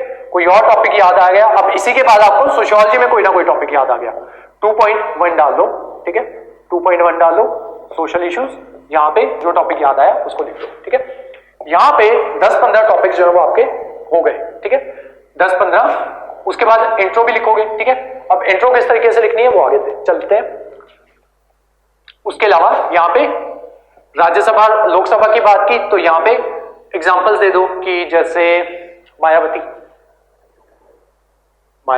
ठीक है। और पीछे हिस्ट्री में चले जाओ तो आप सरोजिनी नायडू जो है उनकी एग्जांपल दे सकते हो, ठीक है। और जो यहाँ पे है सोशल इश्यूज में, ठीक है, यहाँ पे आप एग्जांपल दे सकते हो किसी बिजनेस विमेन जो है उनकी एग्जांपल जो है वो आप देख सकते हो, ठीक है। अभी मुझे कोई नाम नहीं याद आ रहा। एक शार्क टैंक जो अगर आप देखते हो तो वहां पे जो भी लेडीज वगैरह बैठी होती हैं जो CEO है बड़ी बड़ी कंपनीज की, तो उनके नाम जो है वो लिख सकते हो, ठीक है। और अच्छी पॉलिटिशियंस हो गई उनके नाम लिख सकते हो, जैसे किरण खेर जो है उनका नाम लिख सकते हो, या जो भी आपको अच्छा लगता है, ठीक है, जिसको भी आप फॉलो करते हो, जो भी आपको अच्छा लगता है। और अगर उनकी रिलेशन है आपके पर्टिकुलर टॉपिक के साथ तो उनका नाम जो है वो लिख सकते हो। रेखा मैम जो है उनका नाम लिख सकते हो, ठीक है। उसके अलावा जो अगर आपकी कोई इंस्पिरेशन है, IAS ऑफिसर है, ठीक है, टीना दाबी मैम है, उनका नाम लिख सकते हो। कोई भी जिसको भी आप फॉलो करते हो उसका नाम जो है वो आप यहाँ पे एग्जांपल्स में वो लिख दो, ठीक है। तो जब ये लिखोगे साथ के साथ अपनी एग्जांपल जो है वो कोट करते रहना, ठीक है। जहां पे एग्जांपल दे रहे हो ऊपर हेडिंग आपने डाली हुई है पॉलिटिकल, ठीक है, तो ये नाम जो है उसको अंडरलाइन कर देना, ठीक है। तो एग्जामिनर को पता चल जाएगा पॉलिटिकल जो है वो चल रहा है, पॉलिटिकल थीम चल रहा है और उसने ये एग्जाम्पल जो है वो दी है, ठीक है। तो ये काम जो है ये आप कर सकते हो, ठीक है। तो ये सारी होगी आपकी ब्रेनस्टॉर्मिंग। वो किस वजह से करते हैं, स्पेशली इस वजह से करते हैं कि कोई टॉपिक छूट जाए तो उसको बाद में दोबारा से लिख लो, ठीक है। और जब ये सब कर रहे होगे तो बीच बीच में दोबारा से टॉपिक जो है उसको पढ़ते रहना, ठीक है। जो आपकी हेडिंग होगी उसको यहां पे लिख लेना कि ये हेडिंग है, ठीक है। और इस तरीके से तीनों थीम्स की, तीनों जितने भी आपको ऐसे जो है वो लिखने के लिए बोले जाते हैं, अगर 2 ऐसे लिखने बोले जाते हैं तो उनकी ब्रेनस्टॉर्मिंग 2 जगह पे कर लो, अलग अलग जगह पे। अगर 3 ऐसे लिखने के लिए कहे जाते हैं तो तीसरे की कर लो, ठीक है। तो ये होती है आपकी ब्रेनस्टॉर्मिंग, ठीक है। और उसमें विमेन एम्पावरमेंट में और क्या क्या आ सकता है, यहाँ पे गवर्नमेंट की स्कीम्स जो है वो आ सकती है, ठीक है। अगर इन्फेंटिसाइड हो रहा है तो उसके रिगार्डिंग कौन सी गवर्नमेंट की स्कीम है उसका नाम लिख लो, ठीक है। गर्ल एजुकेशन के लिए कौन सी गवर्नमेंट स्कीम है वो लिख लो, ठीक है। और जॉब्स के लिए, ठीक है, विमेन एंटरप्रेन्योर जो है उसको प्रमोट कर रही है। अभी हमने थोड़े दिन पहले वीडियो बनाई थी, समृद्धि करके मूवमेंट है, संगठन से समृद्धि, ठीक है, संगठन से समृद्धि, ठीक है। ये कैंपेन जो है वो शुरू किया गया है विमेन के लिए, ठीक है। जो स्पेशली आपके सेल्फ हेल्प ग्रुप्स जो है वो बनाए गए हैं ताकि उसमें ज्यादा से ज्यादा विमेन जो है उनको जोड़ा जा सके, और जो विमेन एंटरप्रेन्योर जो है ये सेल्फ हेल्प ग्रुप जो है ये बनाए जाएंगे, इनके अकाउंट्स जो है वो खोले जाएंगे, उन अकाउंट्स में इनको लोन जो है वो दिया जाएगा, ठीक है, विमेन एंटरप्रेन्योर्स को, ठीक है। तो ये सारी जो गवर्नमेंट की स्कीम्स जो है वो ये यहाँ पे आप मेंशन कर सकते हो। और उसके अलावा हिस्टोरिकल सिग्निफिकेंस जो है ये बता सकते हो, आपका नेक्स्ट थीम जो है वो हिस्टोरिकल जो है वो बन सकता है, ठीक है। हिस्टोरिकल सिग्निफिकेंस बता सकते हो कि इंडस वैली सिविलाइजेशन जो थी उस टाइम पे विमेन और मेन जो थे उनको इक्वल स्टेटस जो है वो दिया जाता था, लेकिन जब गुप्ता एज आ गई, ठीक है, तो विमेन की कंडीशन जो थी वो डिग्रेड होनी शुरू हो गई, ठीक है। तो ये सारी चीजें जो है ये आप लिख सकते हो। और उसके बाद हाँ, यहीं पे आप विमेन इन जुडिशरी वो लिख सकते हो, ठीक है, कि जुडिशरी जो है वहां पे भी विमेन जो है वो बहुत अच्छा काम जो है वो कर रही है, ठीक है। इतनी नंबर ऑफ फीमेल जजेस हैं हमारे जो है ये क्या कहते हैं आपका सुप्रीम कोर्ट है, इतनी नंबर ऑफ फीमेल जजेस वहां पे एग्जिस्ट करती हैं। फिर आप ये भी बता सकते हो कि और फीमेल जजेस जो है उनको जो है मौका देना चाहिए जुडिशरी में, ठीक है। तो ये सारी कहानी जो है ये आप ऐसे में लिख सकते हो, ठीक है। तो आपके बहुत 20 से 25 पॉइंट जो है वो आपके हो जाते हैं, ठीक है। तो सबके ऊपर 10 से 20 वर्ड्स भी लिखोगे ना तो 250 से 400 वर्ड्स आपके ऐसे ही रेडी हो जाएंगे, ठीक है। उसके अलावा आपको 50 से 60 मार्क्स के आप जो है इंट्रो भी लिखोगे, 50 से 60 वर्ड्स की आप कंक्लूजन भी लिखोगे, ठीक है। तो ये सारी चीजें जो है मिलके इजीली आपका ये जो है 800 वर्ड वो आपके ऊपर होता है, ठीक है, कि कितने आगे बना लोगे, ठीक है। बस ये चीज जो है ये करनी आनी चाहिए, ठीक है। अब हॉलिस्टिकल व्यू जो है वो किस तरीके से बनाते हैं, कोई भी ऐसे आपसे पूछा जाता है उसके 5-6 पॉइंट जो है वो हमेशा याद रखो, ठीक है। सबसे पहले पॉलिटिकल पॉइंट्स, ठीक है। नेक्स्ट गवर्नमेंट की स्कीम्स, इन चीजों को पक्का याद रखो, ठीक है, कि इनसे रिलेटेड कोई गवर्नमेंट स्कीम होगी, ठीक है। ज्योग्राफिकल पॉइंट ऑफ व्यू जो है वो आपने देखना है, ठीक है, कोई भी आपका ये हो गया। अब विमेन में ज्योग्राफिकल पॉइंट ऑफ व्यू किस तरीके से आप देख सकते हो कि राजस्थान में जो है विमेन जो है उनकी कंडीशन जो है एज कंपेयर टू पंजाब की विमेन जो है वो खराब है, ठीक है। तो इस तरीके से आप ज्योग्राफिकल व्यू जो है वो आप देख सकते हो कि नॉर्थ इंडिया में गर्ल्स जो है उनको जो है वो एज कंपेयर टू जो बाकी जो आपकी रीजन जो है नॉर्थ इंडिया में गर्ल्स जो है उनको ज्यादा छूट जो है वो दी जाती है, ठीक है। या फिर आप ये कह सकते हो कि नॉर्थ इंडिया में जो क्या कहते हैं इन्फेंटिसाइड जो है वो ज्यादा होता है, ठीक है। वो सब रिपोर्ट के ऊपर जो है वो डिपेंड करेगा, ठीक है, कि वो रिपोर्ट जो है वो क्या कहती है, ठीक है। तो ये इस तरीके से आप ज्योग्राफिकल व्यू जो है वो ले सकते हो। उसके अलावा इकोनॉमिकल व्यू जो है वो देना होता है, ठीक है, और हिस्टोरिकल व्यू जो है वो देना होता है। तो इसी के आसपास आपको अपने साइंटिफिक व्यू, ठीक है, बेसिकली जो जो चीजें आपकी जीएस में आती है ना उन सब के ऊपर आपको कोई भी ऐसे आता है उन सब के ऊपर जो है वो आपको लिखना होता है, ठीक है। कोई भी ऐसे आ गया, अगर विमेन एम्पावरमेंट में आ गया तो हिस्ट्री से उसका जो है वो क्या लेना देना है, हिस्ट्री से स्टार्ट करो, इससे इकोनॉमी में उसका क्या कंट्रीब्यूशन है, पॉलिटिकल क्या कंट्रीब्यूशन है, इकोनॉमिकल क्या कंट्रीब्यूशन है, साइंटिफिक क्या कंट्रीब्यूशन है, ठीक है। कोई फीमेल साइंटिस्ट जो है उनका नाम ले सकते हो, जैसे उन्होंने रेडियम की खोज जिन्होंने की थी, नाम भूल गया मुझे, ठीक है। तो रेडियम की खोज एक लेडी के द्वारा की गई थी, ठीक है। तो 5th क्लास में वो चैप्टर होता है एनसीईआरटी में, madam Curie, yes madam Curie, CURI, ठीक है। तो इन्होंने रेडियम की खोज जो है ये की थी। तो ये जो है साइंस के जो आपका ये है प्लेटफॉर्म है, साइंस का प्लेटफॉर्म, तो उनके ऊपर जो है आप ऐसे जो है वो लिख सकते हो, ठीक है। तो इस तरीके से आपको ऐसे ब्रेनस्टॉर्मिंग जो है वो करनी होती है, ठीक है। तो आप ऐसे करके थर्ड पॉइंट जो है आप उसका बना सकते हो, थर्ड पॉइंट तो आपका हिस्ट्री का बन गया, फोर्थ पॉइंट आप साइंस का बना सकते हो। तो ऐसे करके अपने पॉइंटिंग जो है ब्रेनस्टॉर्मिंग में ये चीज जो है ये आपको करनी होती है, ठीक है। अब आते हैं इंट्रो में क्या क्या लिख सकते हो, ठीक है। इंट्रो जो है वो अपनी कैसे स्टार्ट जो है वो कर सकते हो, ठीक है। ब्रेनस्टॉर्मिंग होगी, अब ऐसे लिखने की बारी आ गई हमारी, ठीक है। तो ऐसे में सबसे पहले क्या आता है आपका इंट्रो। तो इंट्रो में कौन कौन सी चीजें जो है किस तरीके से आप इंट्रो जो है वो लिख सकते हो, इंट्रो, ठीक है। इंट्रो 5-6 इंट्रोज जो है वो मैं आपको बताता हूं, ठीक है, और ये भी बताता हूं कि किससे ज्यादा मार्क्स जो है वो आपको मिलेंगे, ठीक है।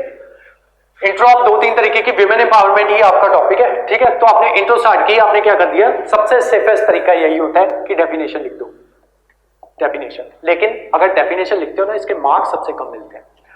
आपका एग्जामिनर जब भी आपका पेपर चेक करता है ना 2 चीजें वो पक्का नोटिस करता है, सबसे पहले इंट्रो, उसी से वो डिसाइड कर लेता है कि आपको कितने मार्क्स जो है वो देने हैं, ठीक है। उसके बाद दूसरी चीज आपके ज्यादा मार्क्स किस चीज पे डिपेंड करेंगे, नंबर ऑफ पेजेस के ऊपर, नंबर ऑफ पेजेस। 100 मार्क्स का आपका हाइपोथेटिकली मान लेते हैं 100 मार्क्स का आपका ये था, 1000 वर्ड्स में लिखने की बात की गई थी, ठीक है। तो दैट मीन्स 10 पेजेस बनते हैं, तो दैट मीन्स एक पेज का 10 मार्क्स, ठीक है, तो 10 पेज के 100 मार्क्स। ठीक है, अब आपने क्या किया, बहुत अच्छी इंट्रो लिखी, उसके बाद क्या किया आपने 5 पेजेस में ही अपना एसे जो है वो खत्म कर दिया। ठीक है, यहां पे क्या हुआ, आपका एग्जामिनर जो था वो आपसे इंप्रेस हो गया। बाद में जब उसने पेज काउंट किए 5 ही पेजेस बने। ठीक है, अब यहां पे आपको मार्क्स नहीं मिलेंगे। ठीक है, मार्क्स आपके कम हो जाएंगे, क्योंकि आपने 1000 मार्क्स का बोला था ना, तो आपने लिखा ही 5 मार्क्स का है, सॉरी 500 वर्ड्स का है। ठीक है, क्योंकि 5 पेजेस फिल किया, तो एग्जामिनर के अकॉर्डिंग आपने आधा ऐसे ही लिखा है। ठीक है, तो डायरेक्ट होगा क्या, आधे मार्क्स आपके यहीं पे कट गए। ठीक है, अब वो 50 में से मार्क्स उसको देने हैं। ठीक है, तो अब वो मार्क्स आपको 100 में से ना देके 50 में से मार्क्स दे रहा है। ठीक है, तो अब वो 50 में से 50 थोड़ी देगा। ठीक है, तो आपके 40 के आसपास मार्क्स जो है वो आएंगे। ठीक है, हो सकता है इससे भी कम आए। ठीक है, अब आपने क्या किया, बहुत अच्छी इंट्रो लिखी, 10 पेजेस फिल कर दिए। ठीक है, एग्जामिनर ने देखा कि अरे वाह इंट्रो बहुत अच्छी है, बाद में उसको इंट्रो इतनी अच्छी लगी कि उसने थोड़ा सा आपका कंक्लूजन भी पढ़ लिया, कंक्लूजन भी उसको बहुत अच्छा लगा, फिर उसने पेजेस काउंट किए, पेजेस बने 10। ठीक है, या 10.5 या 11 पेजेस। ठीक है, अब उसको ये है कि हाँ बच्चे ने बहुत अच्छा लिखा है, इंट्रो मैंने पढ़ ली है, मेरे को बच्चे का लेवल जो है वो पता चल गया, बच्चा अच्छे मार्क्स डिजर्व करता है। ठीक है, पूरा पेपर भी लिखा है तो भी अच्छे मार्क्स डिजर्व करता है। ठीक है, तो यहाँ पे 100 में से आपको 70 से 80 मार्क्स जो है वो इजिली मिल जाएंगे। ठीक है, 60 से 70 इजिली जो है वो आपको मार्क्स जो है वो मिल जाएंगे। ठीक है, तो इस तरीके से जो है आपको लिखना होता है। तो यहाँ पे या तो अगर कुछ भी नहीं आ रहा तब आप डेफिनेशन जो है वो लिख सकते हो। ठीक है, अगर कुछ भी नहीं आ रहा। ठीक है, अदरवाइज पहला तो ये हो गया कि डेफिनेशन जो है वो लिख सकते हो। सेकंड,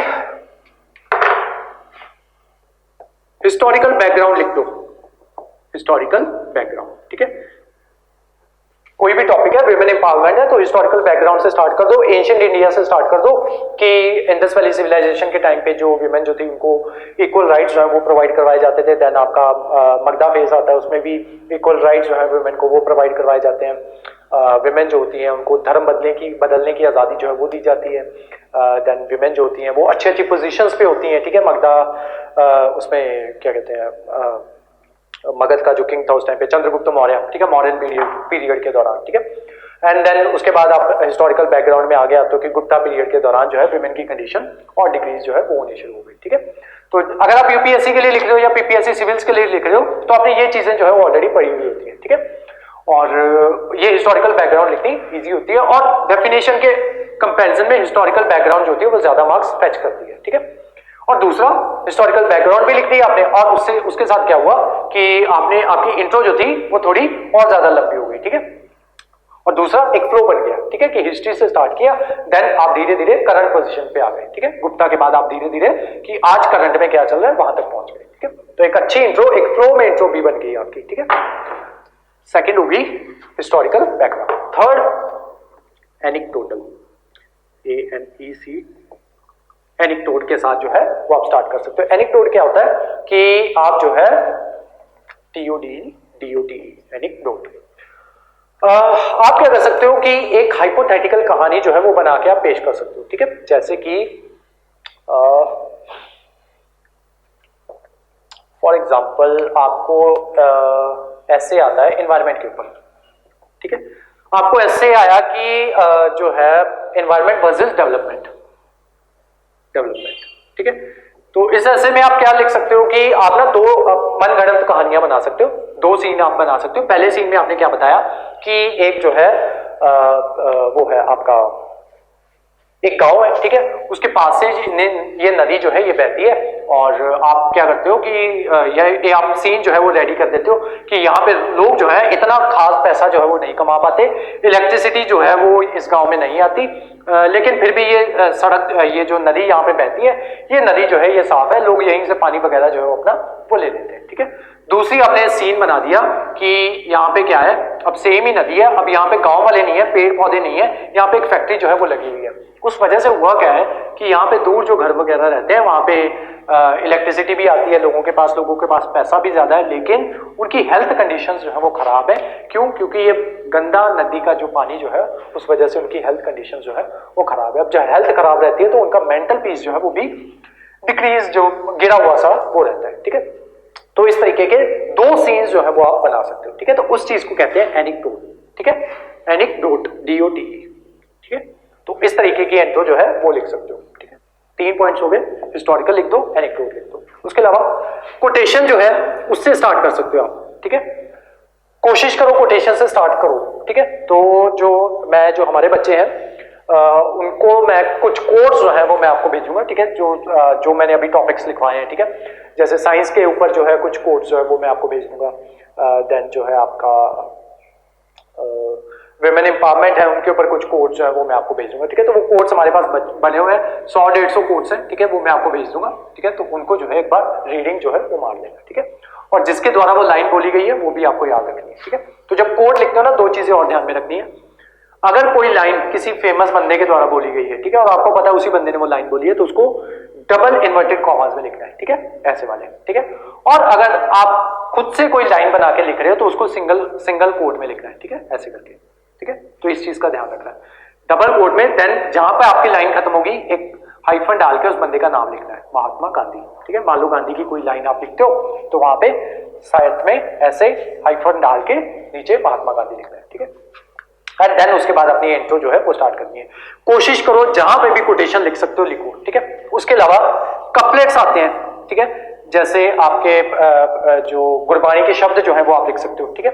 अब वो गुरबानी के शब्द जो है, एक और चीज यहाँ पे ध्यान रखनी है, पंजाबी में क्या कहते हैं नहीं लिखने, ठीक है, रोमन पंजाबी में आप लिख सकते हो, ठीक है। जैसे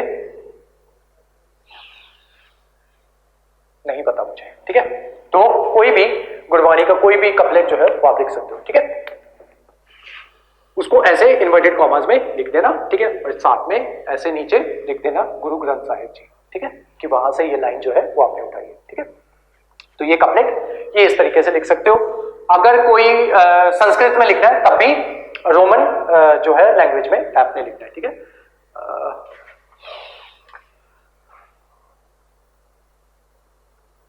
वासुदेव कुटुंब करके वो होता है कि जो पूरी सृष्टि जो है वो एक ही जगह पे ऐसे समाई हुई है, उसको वासुदेव कुटुंब जो है वो कहते हैं, ठीक है। तो उसको अब संस्कृत में नहीं लिखोगे, आप ऐसे लिखोगे वासुदेव VASUDEV, वासुदेव कुटुंब KUTUMBH कुटुंब, ठीक है। तो इस तरीके से आप अपनी कपलेट्स के साथ या इस तरीके के श्लोक के साथ जो है आप अपनी ऐसे की शुरुआत जो है वो कर सकते हो, लेकिन वो आपके टॉपिक से मिलता जुलता होना चाहिए, ठीक है, आपके टॉपिक से मिलता जुलता होना चाहिए। नेक्स्ट है नरेटिव, ठीक है। जैसे कोई ऑथर जो है वो नरेट करता है ना, वैसे भी आप अपना ऐसे जो है उसकी इंट्रो जो है वैसे लिख सकते हो, ठीक है। देन आपको पूरा ऐसे जो है आपको नरेटिव फॉर्म में वो लिखना होगा, ठीक है।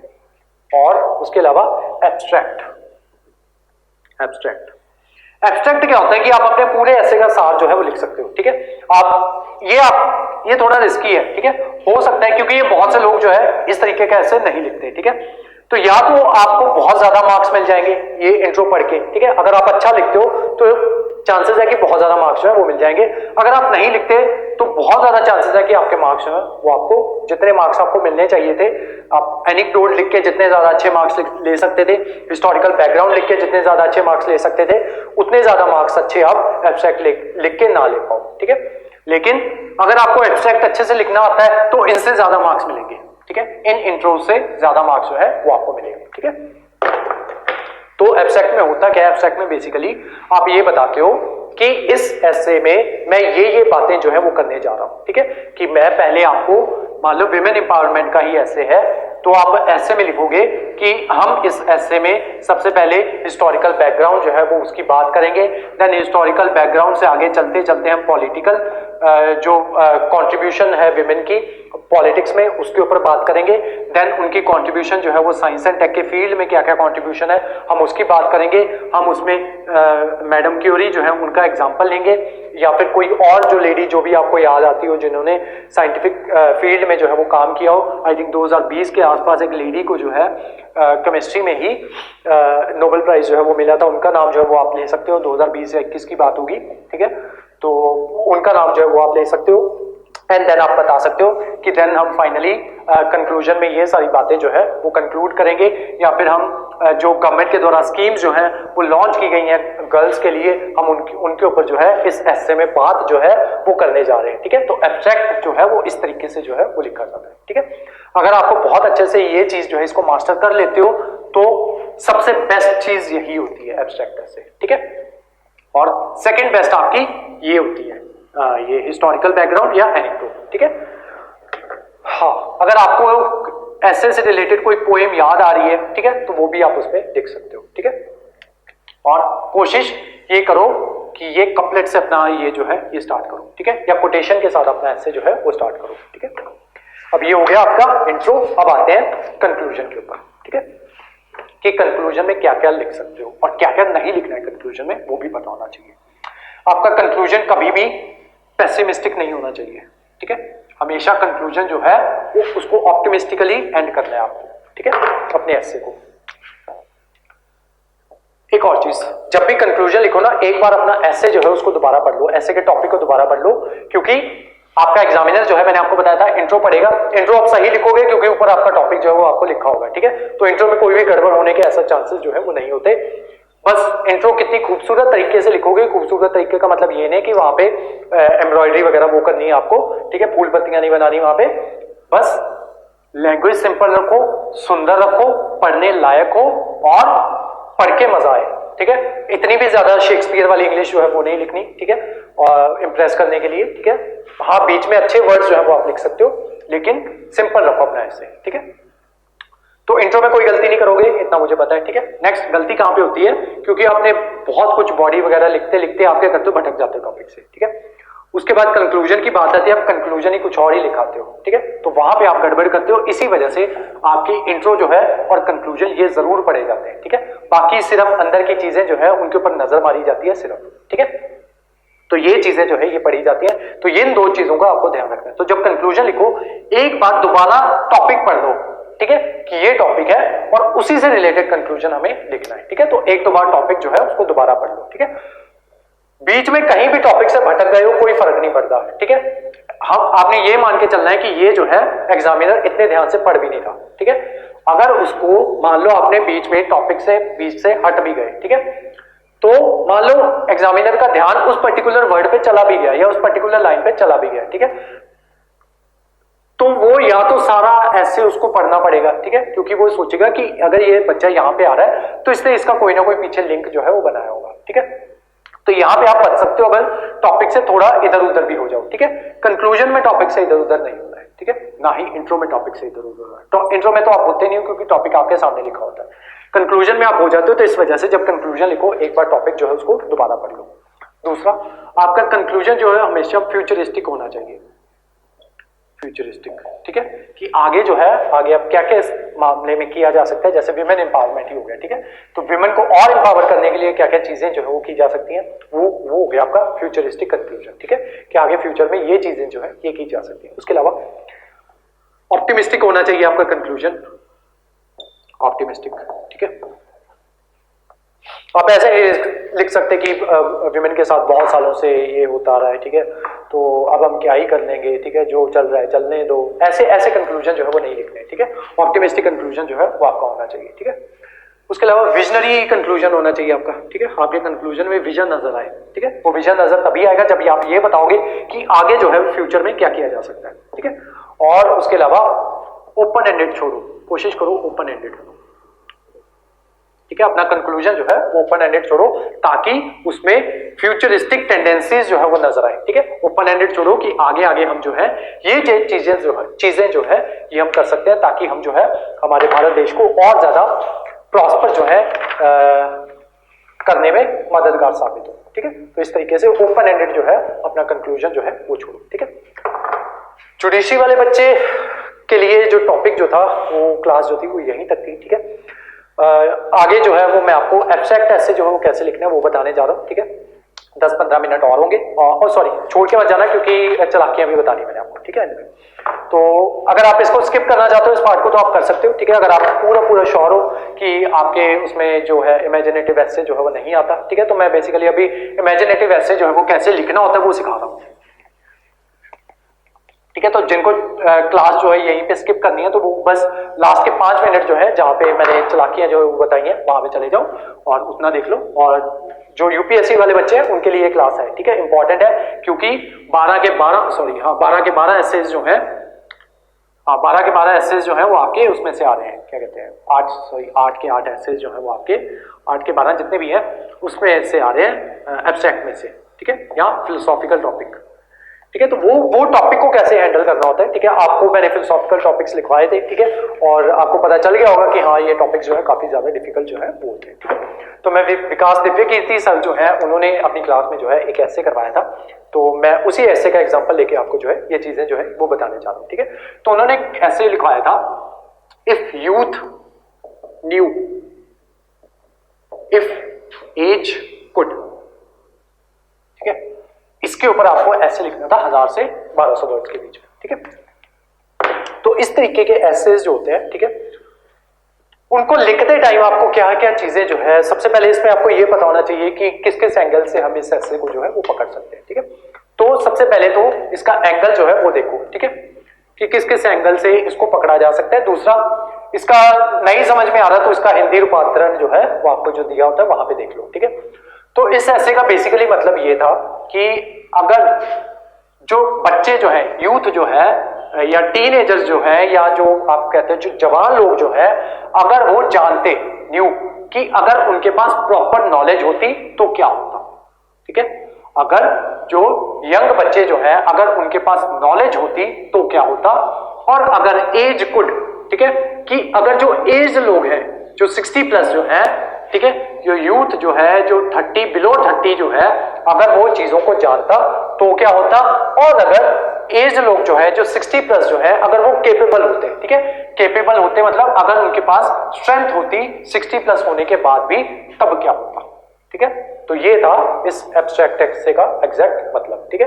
तो मान लो आपको मतलब भी नहीं पता, अभी तो वैसे मैंने आपको बता दिया है, मान लो हाइपोथेटिकली आपको मतलब ही नहीं पता, तो कौन कौन से एंगल्स को आपको एंगल से आपको ऐसे जो है उसको पकड़ना होता है। सबसे पहले आप क्या करो कि इससे रिलेटेड एग्जांपल जो है वो देखो, ठीक है, कि यूथ न्यूज से रिलेटेड कोई एग्जांपल जो है वो देख लो, ठीक है, या फिर उसका पॉलिटिकल पॉइंट ऑफ व्यू देखो कि किस तरीके से ये पॉलिटिकली आप इसको कनेक्ट जो है वो कर सकते हो नहीं कर सकते। बाकी पॉइंट ऑफ व्यू देखो, हिस्टोरिकल पॉइंट ऑफ व्यू देखो, उस तरीके से कनेक्ट कर सकते हो नहीं कर सकते। इकोनॉमिकल पॉइंट ऑफ व्यू जो है वो देखो, ठीक है, then geographical point of view जो है वो देखो, सोशल इश्यूज जो है सोसाइटी पॉइंट ऑफ व्यू से उसको देखो ऐसे को, ठीक है। तो ये सारे पॉइंट जो है उसके अकॉर्डिंग देखो, देन उसके अकॉर्डिंग एग्जाम्पल जो है वो फाइंड आउट करो, ठीक है। जब आपको टॉपिक जो है वो समझ नहीं आ रहा उस टाइम पे भी आपको इन्हीं के अकॉर्डिंग जो है, इन्हीं पॉइंट्स के अकॉर्डिंग जो है वो चलना है, ठीक है। तो एक अप्रोच ये हो सकती है। सेकंड अप्रोच आपकी क्या हो सकती है कि इसके नेगेटिव पॉजिटिव ढूंढो, नेगेटिव पॉजिटिव, कि अगर यूथ जानता तो उसके पॉजिटिव पॉइंट्स जो है वो क्या हो सकते हैं, अगर नहीं जानता तो उसके पॉजिटिव पॉइंट्स जो है वो क्या हो सकते हैं, ठीक है। अगर यूथ जानता तो उसके नेगेटिव पॉइंट्स क्या हो सकते हैं, अगर यूथ नहीं जानता तो उसके नेगेटिव पॉइंट्स जो है वो क्या हो सकते हैं, ठीक है। सेम अगर एज लोग जो है वो क्या कहते हैं उनके पास स्ट्रेंथ होती तो उसके पॉजिटिव पॉइंट क्या होते हैं, उसके नेगेटिव पॉइंट क्या होते हैं। अगर उनके पास स्ट्रेंथ नहीं होती तो उसके पॉजिटिव पॉइंट क्या होते हैं और नेगेटिव पॉइंट क्या होते हैं, ठीक है। तो इस पर्सपेक्टिव से सोचो।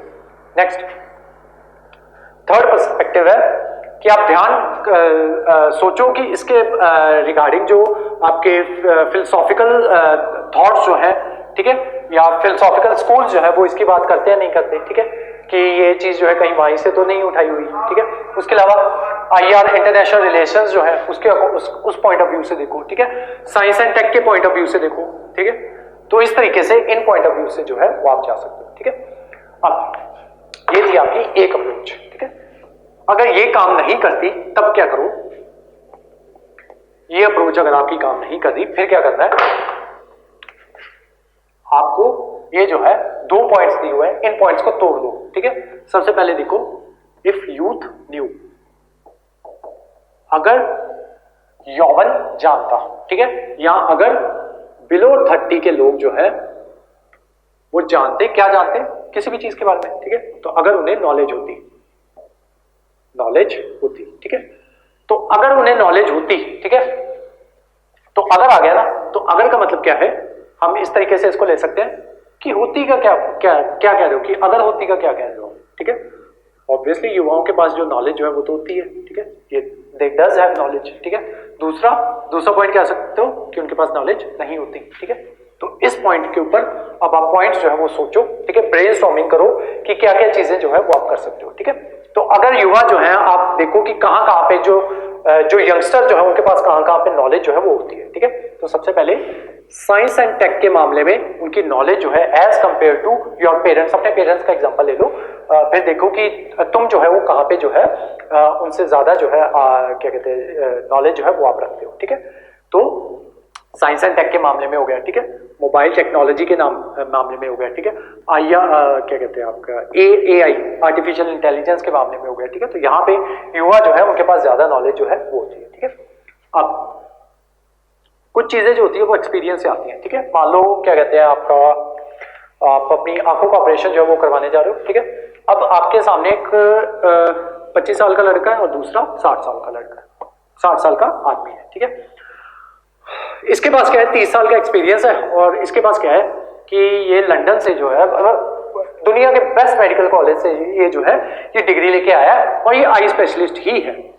ठीक है, लेकिन फिर भी आप अपनी आंखों का ऑपरेशन उसी बंदे से करवाओगे जिसके पास 30 साल का एक्सपीरियंस है। ठीक है, तो यहां पे जो है एक्सपीरियंस यहां पे मैटर करता है, यहां पे युवाओं के पास नॉलेज जो है वो नहीं आती। ठीक है, ऐसी नॉलेज जो एक्सपीरियंस से ही आती है वहां पे जो यूथ जो है वो लैग करता है, उनके पास वो नॉलेज जो है वो नहीं होती। ठीक है, क्यों? क्योंकि वो नॉलेज जो है वो सिर्फ और सिर्फ एक्सपीरियंस से आएगी। ठीक है, तो यहाँ पे एक्सपीरियंस वाला पॉइंट जो है वो बन गया है। ठीक है, जिसको कहते हैं wisdom based experience, wisdom based experience.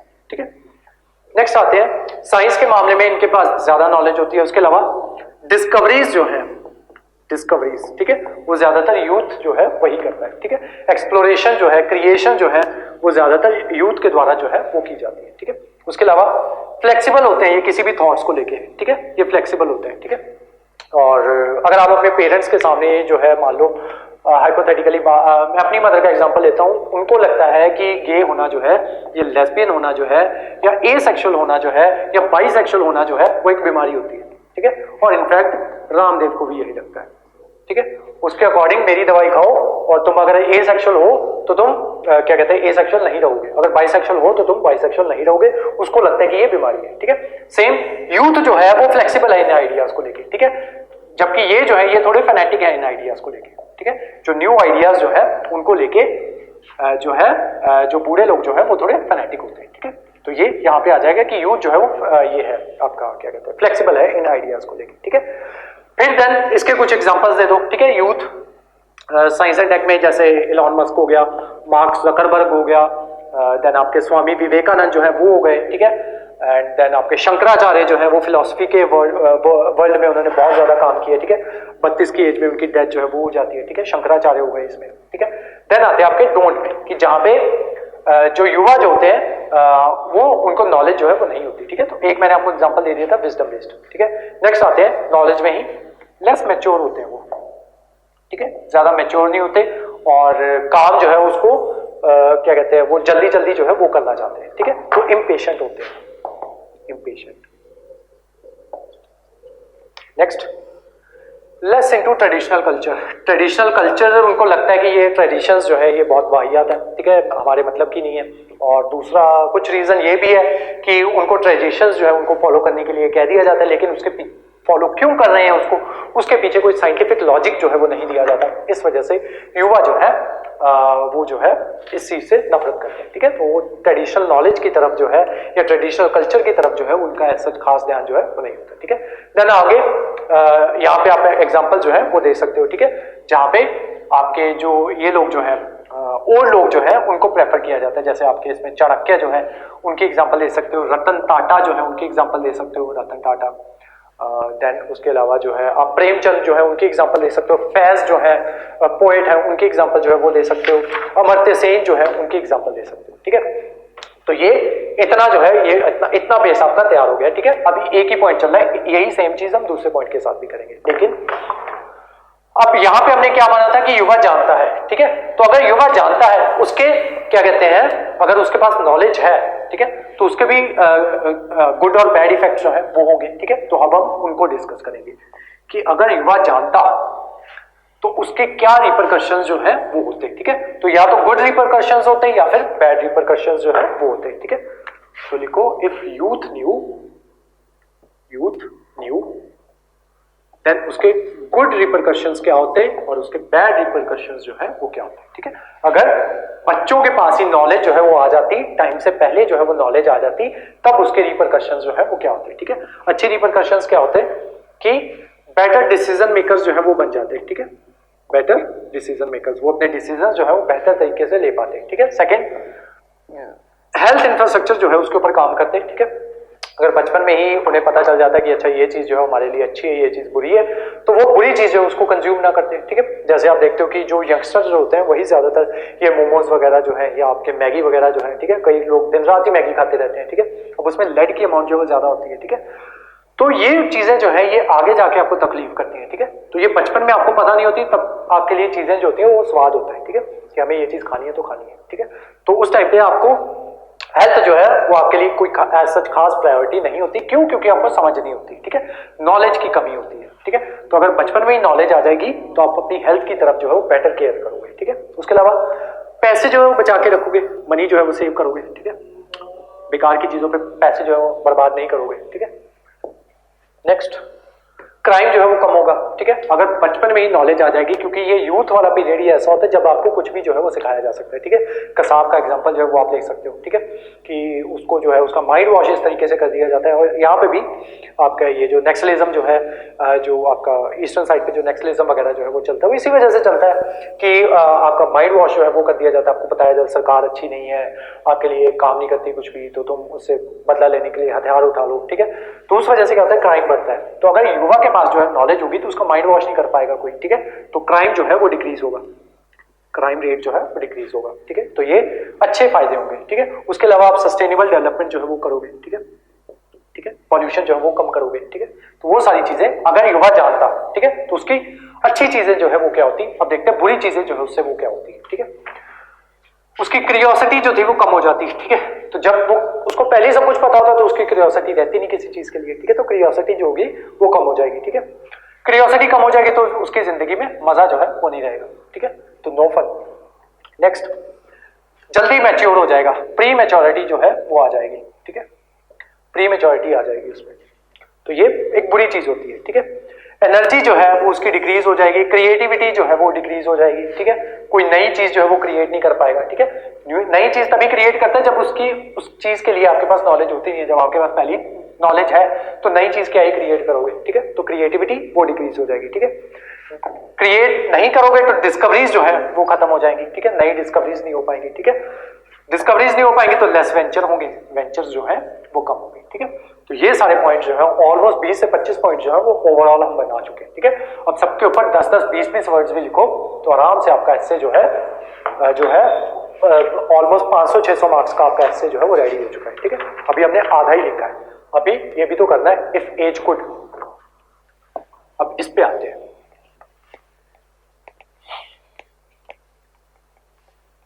ये प्रैक्टिस से ही आएगा, ठीक है। 8-10 एसेस लिख लो, ठीक है, और देन उसके बाद जो है हर महीने एक या दो एसेस जो है वो लिखते रहो, ठीक है। एक बार 8-10 एसेस एक साथ लिखो, उसको चेक करवाओ, उसमें गलतियां पूछो मेरे से, ठीक है। एंड देन उसके बाद जो है उसके बाद आपको इतनी ऐसे प्रैक्टिस करने की जरूरत नहीं होती, बस महीने में 1-2 बार जो है कोई ऐसे लिख लिया करो, ठीक है। हाँ, नेक्स्ट आते हैं if age could, if age could, ठीक है। तो इसमें अगेन कि यस दे कुड, ठीक है, कि अगर उनके पास स्ट्रेंथ होती, ठीक है, बूढ़े लोगों के पास, एज लोगों के पास स्ट्रेंथ होती, ठीक है, तो सबसे पहले हम लिखेंगे कि हाँ उनके पास होती है, दे कैन। तो वो क्या क्या चीजें जो है वो कर सकते थे और दे कैंट या कुडंट, ठीक है, कौन कौन सी चीजें जो है वो नहीं कर सकते थे, ठीक है। तो अगर उनके पास स्ट्रेंथ होती बुढ़ापे में, ठीक है, तो क्या होता उस वजह से जो लाइफ एक्सपेक्टेंसी जो है, लाइफ एक्सपेक्टेंसी, इसमें यहां पे आपको ये इमेजिन करना है कि आपके फादर या आपके ग्रैंडफादर 80+, ठीक है, उनकी एज इतनी है, ठीक है, 60 से 80 साल के बीच में उनकी एज है, लेकिन उनके पास स्ट्रेंथ जो है वो एक 16 साल के बच्चे की स्ट्रेंथ है उनके पास, या 20 साल के बच्चे की स्ट्रेंथ है उनके पास, या 25 साल के बच्चे की स्ट्रेंथ है उनके पास, ठीक है। उस वजह से वो क्या क्या कर पाएंगे, ठीक है। तो लाइफ एक्सपेक्टेंसी उनकी बढ़ जाएगी, ठीक है, क्यों? क्योंकि जो है एज के साथ ही आपको चश्मा वगैरह लगता है, ठीक है, 40 के एज के बाद जो है आपके मसल्स जो है वो आपके लेंस को होल्ड नहीं कर पाते जो आपकी आईज के अंदर जो लेंस होता है, तो इस वजह से आपको चश्मा जो है वो लगाना पड़ता है, ठीक है। तो चाहो ना चाहो 40 की एज के बाद चश्मा लग जाता है जनरली, ठीक है। बाकी क्या कहते हैं वो जो एक्सक्लूजन, कुछ लोग स्पेशल केसेस जिसको कह देते हैं, स्पेशल केसेस होते हैं जिनको नहीं भी लगता, ठीक है। तो लाइफ एक्सपेक्टेंसी जो है वो बढ़ जाएगी आपकी, ठीक है। उसके अलावा और क्या होगा कि बेटर हेल्थ कंडीशंस जो है वो हो जाएंगी, ठीक है। आपकी आईज जो है वो बेटर रहेंगी, ठीक है। आपका हार्ट जो है वो बेटर रहेगा, ठीक है, क्योंकि ये प्रॉब्लम जो है लेडीज को जनरली मीनोपॉज जो है उसके बाद जो है वो स्टार्ट हो जाती है, ठीक है। हार्ट की प्रॉब्लम हो गई, बीपी की प्रॉब्लम हो गई, ठीक है। क्या कहते हैं आपका ब्रेस्ट कैंसर की प्रॉब्लम जो है वो सबसे ज्यादा उसी टाइम पीरियड के दौरान होती है, ठीक है। और अगर उनके पास वैसी स्ट्रेंथ होगी तो ये सारी प्रॉब्लम जो है वो नहीं हो पाएगी, ठीक है। बेटर हेल्थ कंडीशंस जो है वो रहेंगी, ठीक है। नेक्स्ट है फाइनेंशियल स्टेबिलिटी, ठीक है। फाइनेंशियली वो स्टेबल रह पाएंगे जब ये सारे पैसे जो है यहाँ पे बर्बाद नहीं होंगे, फाइनेंशियल स्टेबिलिटी जो है वो रहेगी, ठीक है। उसके अलावा कभी भी वो जो है क्या कहते हैं, अब नॉलेज है इनके पास, ठीक है, लेकिन इनके पास उम्र नहीं है, ठीक है। तो इस वजह से क्या होता है कि वो जो है जितना उनके पास रहता है वो उतने में ही खुश रहते हैं, ठीक है। तो अब क्या है, स्ट्रेंथ आ गई है उनके पास, तो वो चाहे तो ट्रेडिंग में जो है वो इन्वेस्ट करें, कहीं पे भी जो है नए वेंचर जो है वो खोलें, बड़ी बड़ी कंपनीज जो है वो खोलें, ठीक है। मतलब उनके पास स्ट्रेंथ है, पैसे हैं, ठीक है, पैसे पुराने उनके पास बचाए हुए, अब स्ट्रेंथ भी आ गई है उनके पास, तो नए नए वेंचर्स जो है वो लोग कर पाएंगे, ठीक है। एग्जाम्पल दे दो, जैसे अमिताभ बच्चन हो गया, ठीक है, और कोई भी जिसको आप आइडियल मानते हो, अनिल कपूर हो गया, ठीक है, वॉरेन बफे, ठीक है, इनकी एग्जांपल जो है वो दे सकते हो, ठीक है। और भी कोई जो आपकी नजर में कोई बुजुर्ग आदमी जो है, जो जिसको आप मानते हो या जानते हो, जिसका भी नाम आपको याद आ रहा हो, तो यहाँ पे वो नाम जो है वो आप लिख सकते हो, ठीक है। पुतिन जो है, पुतिन का नाम लिख सकते हो, मोदी का नाम लिख सकते हो, ठीक है। जो भी आपको अच्छा लगता है उसका नाम लिख देना, ठीक है। जो नहीं लगता अच्छा उसका मत लिखना। नेक्स्ट आते हैं डेकार्ट, कि क्या क्या चीजें जो है वो नहीं कर सकते, ठीक है, अगर उनके पास स्ट्रेंथ आ जाती, ठीक है। अगर स्ट्रेंथ ना आती तो, ठीक है, तो उस वजह से क्या होगा कि उनकी मेमोरी जो होगी वो वीक हो जाएगी, ठीक है। मेमोरी वीक हो जाती है ओल्ड एज में। आईक्यू जो है, आईक्यू वो डिक्रीज हो जाता है, ठीक है। इसमें बेसिकली वो बातें बतानी है जो बूढ़े लोगों में एग्जिस्ट करती है, ठीक है। मेमोरी वीक हो जाती है, आईक्यू जो है वो डिक्रीज हो जाता है। असल में आईक्यू डिक्रीज नहीं होता, वो जिस टाइम पे थे ना, अब उनके बाद उस जनरेशन के बाद नई जनरेशन जो है वो आ चुकी है, ठीक है। मान लो ये दादा बन चुका है, तो इसका बेटा ऑलमोस्ट 30 प्लस होगा, 30 से 35 साल का होगा, ठीक है। और आगे इसका बच्चा जो है वो 3 से 4 साल का होगा, मान लो 5 साल का होगा, ठीक है। और ये बंदा खुद जो है वो 80 प्लस है, ठीक है। अब इस बच्चे के कंपैरिजन में इसका आईक्यू कुछ भी नहीं है, ठीक है। तो असल में इसका आईक्यू डिक्रीज नहीं हुआ है। जो नई जनरेशन आती है वो अच्छे आईक्यू के साथ आती है, ठीक है। तो बेसिकली हुआ क्या है कि जो नई जनरेशन आ गई है उसका आईक्यू जो है वो ज्यादा है, ठीक है। तो इसका आईक्यू जो है वो कम हो जाएगा। रिस्पांस टाइम जो है बूढ़े लोगों को आप देखते हो कितने धीरे धीरे जो है वो काम करते हैं, ठीक है। तो रिस्पांस टाइम जो है वो उनका डिक्रीज हो जाता है, ठीक है। डिजीजेस जो है वो उनको ज्यादा लगती हैं, ठीक है, क्योंकि इम्यून सिस्टम जो है वो वीक हो जाता है, ठीक है। फाइनेंशियली वो डिपेंडेंट हो जाते हैं, ठीक है। और प्रोक्रिएशन जो है वो नहीं कर पाते, ठीक है। प्रोक्रिएशन नहीं कर पाते, ठीक है, बच्चे जो है वो पैदा नहीं कर पाते, ठीक है। तो ये पॉइंट जो है ये आपको ऑलरेडी बता दें, ठीक है, जो बूढ़ों में होते हैं। बेसिकली आपको ये पॉइंट जो थे इनको गैस करना था, ठीक है। अब नेक्स्ट एक्सरसाइज, अगर वो केपेबल होते, ठीक है, जो हमने पिछली बार किया था कि अगर युवाओं के पास नॉलेज होती तो उसके अच्छे और बुरे इफेक्ट जो है, रिपरकशंस क्या होते, ठीक है। तो अगर बूढ़े लोग जो है उनके पास स्ट्रेंथ होती तो उसके रिपरकशंस जो है वो क्या होते, ठीक है। स्ट्रेंथ के रिपरकशंस गुड और बैड, गुड और बैड। तो अब आप देखेंगे कि अगर वो केपेबल होते तो उसके गुड और बैड रिपरकशंस जो है वो क्या होते, ठीक है। तो अगर वो केपेबल होते या उनके पास स्ट्रेंथ होती, ठीक है, तो उसके गुड इफेक्ट्स और गुड रिपरकशंस जो है पहले उनको डिस्कस करते हैं। तो सबसे पहले हेल्थ इंफ्रास्ट्रक्चर जो है वो हमारा अच्छा होता, ठीक है। तो हमें हेल्थ इंफ्रास्ट्रक्चर के ऊपर जो है पैसे खर्च नहीं करने पड़ते, ठीक है। तो हेल्थ इंफ्रास्ट्रक्चर जो है वो अच्छा होता है। उसके अलावा उनकी गाइडेंस जो है वो हमेशा हमारे पास रहती, ठीक है, कि वो हमें जो है वो गाइड करते रहते हैं, ठीक है। जैसे अभी जो रतन टाटा जो है उनकी हेल्थ जो है वो काफी ज्यादा खराब रहती है, ठीक है। और अगर हम किसी तरीके से उनको जो है वो 100-50 साल के लिए, 40-50 साल के लिए अगर हम उनको जिंदा रख पाए, ठीक है, किसी तरीके से, तो वो देश के लिए बहुत अच्छे काम जो है वो कर सकते हैं, ठीक है। जैसे उन्होंने ये ऑलमोस्ट 2000 करोड़ के आसपास जो है उन्होंने जब ये पेंडेमिक आया था तो उस दौरान उन्होंने दान किया। तो बहुत ही ये जो है फिलैंथ्रोपी वर्क जो है वो बहुत ज्यादा करते हैं।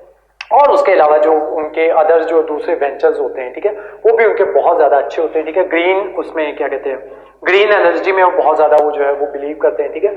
और ऐसे लोगों को थोड़ा और टाइम के लिए जो है अगर हम जिंदा रख पाते हैं, एपीजे अब्दुल कलाम जो है, अगर हम उन्हें और टाइम के लिए अगर उनके पास स्ट्रेंथ होती, ठीक है, जो अब एज जो है वो जल्दी ना होते, जल्दी उनकी डेथ जो है वो ना होती, तो हम जो है हमारा जो मिसाइल सिस्टम जो था उसको और ज्यादा बेहतर जो है वो कर सकते थे, ठीक है। तो ऐसे लोग जो है, ऐसे फायदे जो है हमें उनकी गाइडेंस जो है, ऐसे लोग अगर उनके पास स्ट्रेंथ हो, ठीक है, तो वो हमारे लिए बहुत ज्यादा हमें गाइडेंस जो है वो दे सकते हैं, ठीक है। उसके अलावा वर्कएबिलिटी जो है वो इंक्रीज होती, ठीक है, और ज्यादा काम जो है वो देश के लिए वो कर पाते हैं, ठीक है। विजडम जो है वो हमारी वो इंक्रीज होगी, ठीक है, एक्सपीरियंस है इनके पास, ठीक है। तो अगर उनके पास ये ना इनवर्सली प्रोपोर्शनल चलता है आपका एक्सपीरियंस और एज, ठीक है, एज के साथ ही एक्सपीरियंस आता है, ठीक है।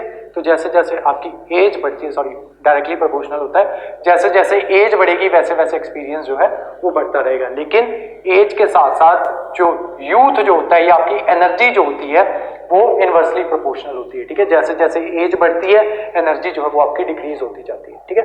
दूसरी प्रॉब्लम्स जो है वो आपकी इंक्रीज हो जाती है, एज रिलेटेड प्रॉब्लम्स, ठीक है। तो इस वजह से ये इनवर्सली प्रोपोर्शनल होते हैं, ठीक है। और जो एक्सपीरियंस होता है वो एज के डायरेक्टली प्रोपोर्शनल होता है, जैसे जैसे एज बढ़ती है आपका एक्सपीरियंस जो है वो बढ़ता जाता है, ठीक है। तो विजडम जो है वो आती है हमारे पास, ओवरऑल डेवलपमेंट जो है इंडिया की वो हो पाती है, ठीक है। अब देखते हैं कि इसके बैड इफेक्ट्स जो है वो क्या क्या होते हैं, ठीक है। तो बैड इफेक्ट्स क्या होते हैं, अननेसेसरी कन्फ्लिक्ट्स जो है वो होते हैं, ठीक है। कन्फ्लिक्ट्स किस तरीके से, क्योंकि जनरेशन गैप होता है, ठीक है। दादाजी आपके 80 साल के हैं, फादर जो है आपके 60 हैं, ठीक है, 80-85 के हैं, ठीक है। फादर आपके 60 हैं, आप 30 के हो, देन तीसरी जनरेशन, चौथी जनरेशन जो है वो आपकी क्या कहते हैं 5-6 साल की है, ठीक है। तो जनरेशन गैप है, तो जनरेशन गैप है तो जनरेशन में कॉन्फ्लिक्ट्स भी होंगे, ठीक है। अब इनके पास क्या है, स्ट्रेंथ है, ठीक है, तो ये मर नहीं रहे हैं, ठीक है, तो ये इनकी डेथ नहीं हो रही है, तो उस वजह से क्या हो रहा है, अब ये इनके पास उतनी ही स्ट्रेंथ है, ठीक है। अब उस वजह से क्या हो रहा है कि जनरेशन गैप जो है वो आया हुआ है। तो जो आइडियाज इस बच्चे के हैं वो मैच नहीं कर रहे अपने फादर के साथ, इसके अपने फादर के साथ नहीं मैच कर रहे, इसके अपने दादा के साथ नहीं मैच कर रहे, तो इसके साथ कैसे मैच कर जाएंगे और इसके साथ कैसे मैच कर जाएंगे, ठीक है। तो जनरेशन गैप की वजह से ही वो सारी चीजें जो है वो होती है, ठीक है। तो उसके अलावा और क्या होगा, एम्प्लॉयमेंट कंस्ट्रेंट्स जो है वो आएंगे, ठीक है। जब ये लोग बूढ़े ही नहीं होंगे तो ये रिटायर नहीं होंगे, ठीक है। रिटायर नहीं होंगे तो एम्प्लॉयमेंट जो है, नए लोगों को एम्प्लॉयमेंट जो है वो नहीं मिलेगी, ठीक है। सेंट्रलाइजेशन ऑफ पावर हो जाएगी, पावर जो है वो एक ही बंदे के पास जो है वो सेंट्रलाइज हो जाएगी। क्यों, मान लो दादा ने एक फैक्ट्री जो थी वो स्टार्ट की थी और फैक्ट्री से उसको कंपनी बना लिया, ठीक है। अब ये बूढ़ा ही नहीं हो रहा तो ये कंपनी छोड़ ही नहीं रहा, ठीक है, वो कहता है मैं ही चलाऊंगा कंपनी, ठीक है। तो कंसंट्रेशन ऑफ पावर जो है वो हो जाएगी, ठीक है। बाकी लोग उसके नीचे रह के काम करेंगे, ठीक है। अदरवाइज जनरली क्या होता है, जब पावर नहीं आती तो ये एक टाइम के बाद जो है रिटायर कर जाते हैं, देन फादर जो है वो संभाल लेते हैं, देन आगे उनका बेटा जो है वो संभाल लेता है, ठीक है। अब ये बूढ़े नहीं हो रहे, ठीक है, स्ट्रेंथ है इनके पास, स्ट्रेंथन है ये, ठीक है। तो मतलब जो एज जो है वो तो बढ़ रही है, एज तो 85 तक पहुंच गए हैं, लेकिन स्ट्रेंथ जो है वो 25 साल जितनी हुई है, ठीक है। तो इस वजह से ये जो है आपके सेंट्रलाइजेशन ऑफ पावर जो है ये होगा। उसके अलावा पॉपुलेशन जो है वो इंक्रीज हो जाएगी, जब मरेंगे नहीं तो पॉपुलेशन तो इंक्रीज होगी, ठीक है। नेक्स्ट, पॉपुलेशन इंक्रीज होगी तो रिसोर्सेज में क्रंच आ जाएगा, ठीक है। रिसोर्सेज जो है वो तो रिसोर्सेज तो इतने ही है, ठीक है, तो रिसोर्सेज क्रंच जो है वो हो जाएगा, ठीक है। तो अब इतने सारे पॉइंट लिखने के बाद हर एक के ऊपर 10-10, 20-20 वर्ड्स भी लिखोगे, फ्लो में लिखना उसको, ठीक है, तो वो चीज जो है वो आप कर पाओगे, ठीक है। इजीली आप ऐसे जो है 1000 से 1200 वर्ड्स, शायद अब तो आप चाहो तो 2000 वर्ड्स में भी लिख सकते हो, ठीक है। ये तो वो पॉइंट्स है जो मैंने आपको बताया, इसके अलावा और बहुत से पॉइंट्स जो है वो आप सोच सकते हो, ठीक है। तो इस तरीके से अपना ऐसे जो है वो आपको लिखना होता है, ठीक है। और ये सारी कहानी करने में, ठीक है, 10 से 20 मिनट लगते हैं, ठीक है, 10 से 20 मिनट लगते हैं ये सारी कहानी बनाने में। और जो पीपीएससी वाले होते हैं वो तो क्योंकि और इजी होते हैं, ठीक है, यहाँ पे तो थोड़ा सोचना पड़ता है, वहां पे तो इतना सोचना भी नहीं पड़ता, ठीक है। वहां पे सिंपली आपको पॉइंट्स जो है वो बनाने होते हैं, ठीक है। हिस्ट्री के अकॉर्डिंग देखना होता है, एग्जांपल्स आपके पास ऑलरेडी रेडी होती है, पॉलिटिकल पॉइंट ऑफ व्यू से देखना होता है, ठीक है, क्योंकि पॉलिटी आपने ऑलरेडी रेडी की होती है, साइंस एंड टेक आपने तैयार की होती है, ठीक है, ज्योग्राफी आपने तैयार की होती है, कुछ भी नहीं, बस उसको लिंक करना होता है उस चीज के साथ, ठीक है। यही होता है आपका ऐसे, ठीक है। तो इसकी ब्रेनस्टॉर्मिंग जो होती है वो 10 से 15 मिनट में इजीली हो जाती है, 10 मिनट में सारी ब्रेनस्टॉर्मिंग जो है वो हो जाती है, ठीक है। और आपके पास बहुत टाइम बच जाता है ऐसे लिखने के लिए, ठीक है। तो ये होता है आपका ऐसे का सिस्टम, ठीक है। अब आते हैं चालाकियां क्या कहते हैं। इतना ऐसे लिख लोगे ना, अच्छे मार्क्स मिल जाएंगे, ठीक है। सब कुछ जैसे जैसे मैंने बोला, ठीक है, वैसे वैसे आपने किया तो अबव एवरेज और टॉपर से थोड़े से कम मार्क्स जो है वहां तक आप पहुंच जाओगे, ठीक है।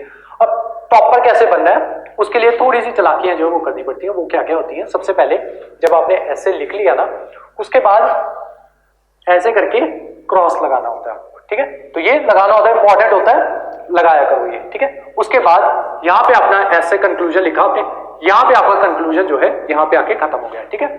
अगली लाइन में आपको मान लो 800 वर्ड्स का ऐसे जो है वो लिखना था, लेकिन क्योंकि मैंने आपको बोला था कि 8.5 पेज फिल कर देना, 9 पेज फिल कर सकते हो तो भी कर देना, टाइम आपको पता है बचा हुआ है 10 पेज भी फिल कर रहे हो कर देना, ठीक है, लेकिन ज्यादा भी मत करना, ठीक है।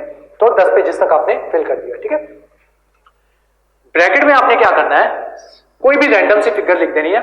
800 मार्क्स का बोला था तो लिख दो 792 वर्ड्स, सॉरी वर्ड्स, 800 वर्ड्स का बोला था, यहां पे रैंडमली खुद से कोई भी नंबर जो है वो लिख दो, ठीक है, 800 के पास वाला, ठीक है। 800 से ज्यादा मत लिखना क्योंकि लिमिट दी हुई है आपको 800, ठीक है, और लिमिट आपने जानबूझ के क्रॉस की है क्योंकि पेजेस भरने थे, ठीक है, तो वो लिमिट आपने वो क्रॉस की, ठीक है।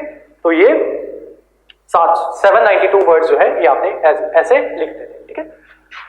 उससे होगा क्या कि एक तो आपका एग्जामिनर है, ठीक है, उसको पता चल जाएगा कि अच्छा बच्चे ने मेहनत करके मेरे लिए वर्ड्स जो है उसने गिन के रखे कि 792 वर्ड्स उस बच्चे ने गिन के दिए मेरी ताकि मेरी सिरदर्दी जो है वो कम हो जाए, ठीक है। दूसरा, एग्जामिनर को भी पता है कि आपने 800 से ज्यादा वर्ड्स जो है वो लिख दिए हैं, ठीक है।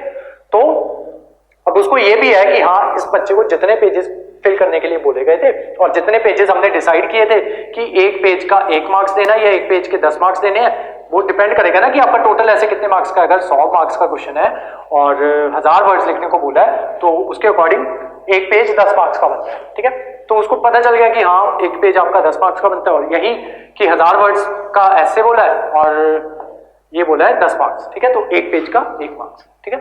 तो उसके अकॉर्डिंग उसको इतना पता चल गया कि अच्छा उसने पेजेस भी पूरे पूरे फिल कर दिए जितने बोले गए थे, और मतलब जितने हमने डिसाइड किए थे, और साथ में उसने वर्ड लिमिट जो है वो भी क्रॉस नहीं की, ठीक है। अब जब बच्चा लिख रहा है 792 वर्ड्स हैं तो वो बैठ के एक एक तो काउंट करने वाला नहीं है, ठीक है, कि एक एक वर्ड काउंट करे फिर यहाँ पे बताए कि नहीं 792 वर्ड नहीं थे ये तो तुमने 998 वर्ड्स लिख दिए, ठीक है, तो वो काउंट नहीं करते, ठीक है। तो आपने उसका काम जो है वो इजी कर देना है, जितनी लिमिट दी है उससे थोड़े से कम वर्ड्स लिख के कि इतने वर्ड्स मैंने लिखे, ठीक है। एग्जामिनर का काम यहाँ पे इजी कर दो, पहली चालाकी। दूसरी चालाकी, कभी भी पुराने कल्चर को क्रिटिसाइज नहीं करना है, क्रिटिसिज्म नहीं करना है कल्चर का।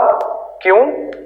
क्योंकि जितने भी आपके प्रोफेसर जो होते हैं ना वो 50+ 40+ होते हैं, ठीक है, तो वही आपका पेपर जो है वो चेक कर रहे होते हैं, ठीक है। जिस टाइम को तुम क्रिटिसाइज कर रहे हो वो टाइम इन्होंने उस टाइम को इन्होंने एंजॉय किया होता है, ठीक है। तो कोई आदमी जिसको वेनिला जो है फ्लेवर की आइसक्रीम अच्छी लगती है, तुम उसके सामने वेनिला आइसक्रीम की बेइज्जती करना शुरू कर दोगे, उसको बेकार बोलना शुरू कर दोगे, ठीक है, तो वो कैसे आपका दोस्त जो है वो कैसे बनेगा वो आदमी, ठीक है। तो वही होगा आपके पेपर के साथ, कल्चर को क्रिटिसाइज करोगे आपके मार्क्स कटेंगे। कल्चर को कभी भी क्रिटिसाइज नहीं करना है, उससे बेहतर ये उसके बारे में लिखो ही मत, ठीक है। अगर आपको मोदी नहीं अच्छा लगता तो उसकी तारीफ मत करो, ठीक है।